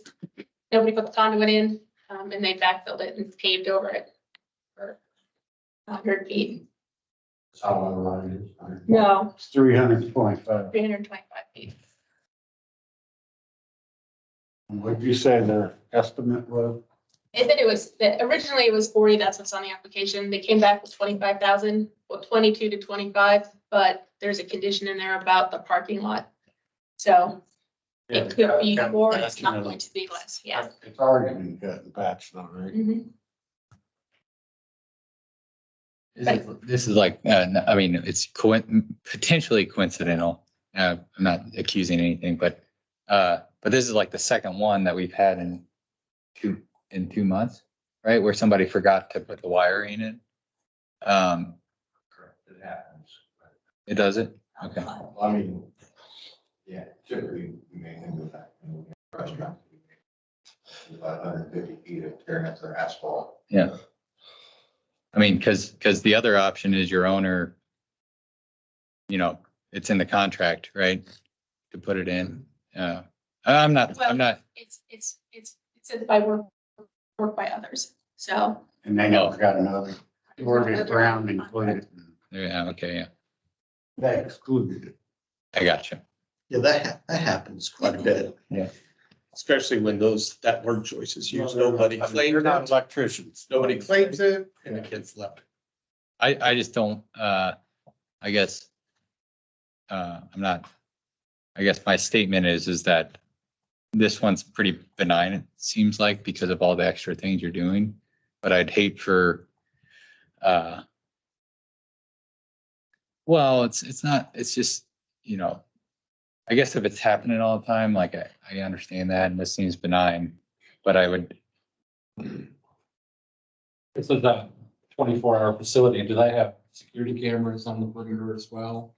That they're, Yeah, it's a rehab facility, so presumably they have security cameras as well that they. this is very far away in a corner and from another building. I don't think they have anything shining directly on that. They talked about that too, but again, they're too far away from the Wi-Fi to use any monitoring without running an underground line.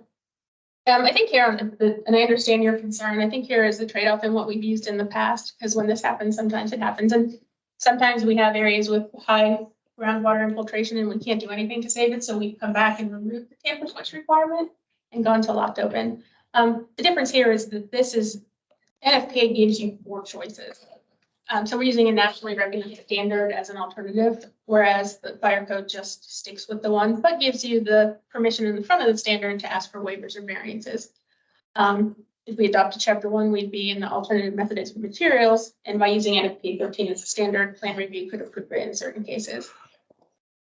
And again, I think where I'm coming from is not necessarily this case, but just the hey, we forgot to do it or we forgot to contract it, and we're coming for our get out of jail free card, and that's a bad. I mean, that's a you know, I'd hate to just start giving a lot of leeway to contractors that forget to do things or forget to contract certain things, but I think that statement's just an overall. If it gets denied, then people will stop forgetting it all the time. Right. Well, they won't know because they. Well, but I mean, and again, I'm not criticizing this case because I think you're providing reasonable options from my perspective. But I just want to be on record that this is not a, you know, Not to get out of jail. Yeah, right. You do get a lot of variances to get out of jail free. I mean, it does go back to the owner, and there's a lot of alternate methods and materials. We offer equivalencies. So we're saying, you know, mistakes happen on construction. It's one of the 3 reasons for variance: old codes, alternate methods and materials, and mistakes on the project. So we're saying the owner is going to pay for this. If they have to pay for it, it's going to delay the opening until they get it in. This is the approved method. I mean, they have to get this monitored to be able to, I talked about the building, right? They're not occupied currently, or they're not occupied, they're only on this. Brett would have to answer that question. I think they may be occupied. What's the building in the front? What is it? Yeah, I don't know. I was just wondering if they've talked to any of the building owners about getting it, paying for an alternate supply to get the Wi-Fi that you need. Yeah, I don't think that we can do that on a listing of the product. It has to talk directly to the. And they were granted easements to put in the fire lines. They have. It's been a very large process to get what they have, because it was basically landlocked with a private road. So they've done as well as they can do with the situation. What was the facility before they changed to an INAT? But I mean, to make them have to add a sprinkler system, I'm just wondering what it was before. So they get a change of occupancy. Office buildings. That's what it looks like. Office buildings. So they went through a change of occupancy.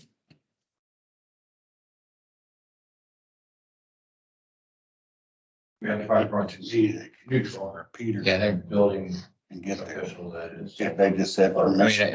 unless there's any, Is Rick, are you still on the line? Yes, I'm here. This all happened like the day before Christmas vacation. So I think that Rick filed his form for you because you were on vacation. They're saying that the building department is opposed because it's what it says on his form too.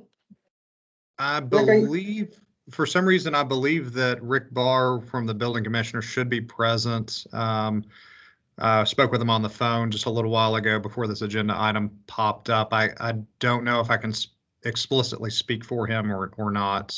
I'm hoping he's online. I am online.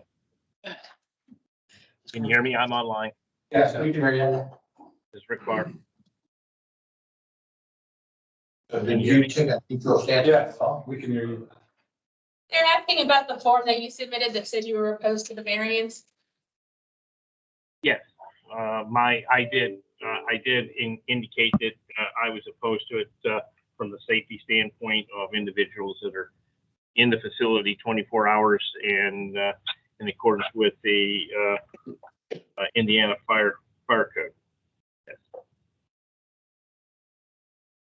But you again, like what you have discussed as well as what Brent has alluded to and everything else, you've taken different precautions that were none that were presented at the time. Originally, it was just going to be just a lock placed upon the firewall. But now you've taken different precautions by making sure that there's a weekly inspection as well as providing a different type of lock. I will take the same stance as Brent that we won't be opposed, that we won't stand for it or against it at this point.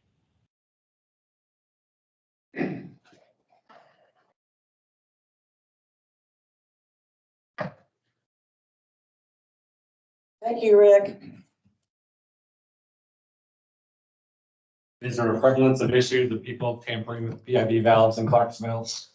I mean, the other valve is in a vault that nobody's gonna get to. And all the other valves are supervised. All the internal stuff. The water were to. So shut it all off within the structure. You know, I'll be honest, the valves that we get shut off most exterior are the city valves. If there's a leak or something, they won't remember to open them all up, or if they're doing some testing and isolation. So we've had troubles in big cities where our water pressure drops and we've had to go through and find 10 or 12 valves, especially if it's a loop system. The valves inside the building, for arson fires, it tends to be inside the building.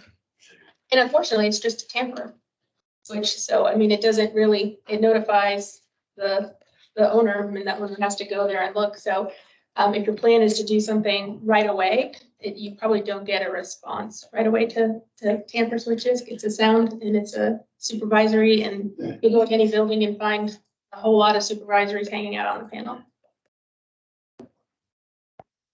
Which is why they'll off.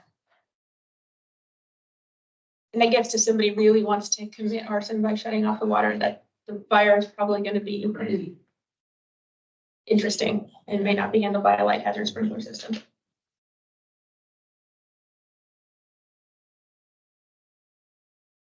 But I think if it was an NFIRS national reporting issue, NFPA would change their stance. Are all your conditions spelled out in the variance request? No.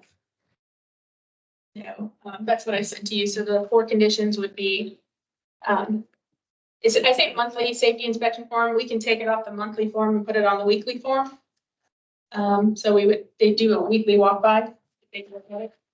And the second would be that the PIV will be provided with an alarm block. So when it's tampered with on the PIV, the alarm will sound. They're adding a NOx storage cap to the FTC, and the vault containing the backflow preventer will be locked.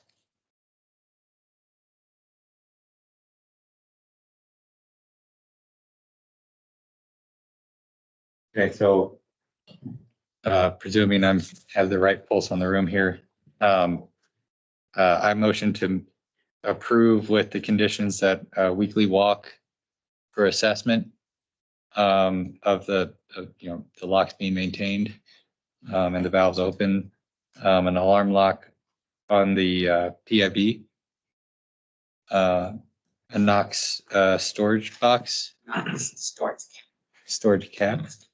Storage? Okay, I'm not familiar with that. And then lock on the vault hatch. Okay. Yeah, I miss anything? Second. Could I make a clarification on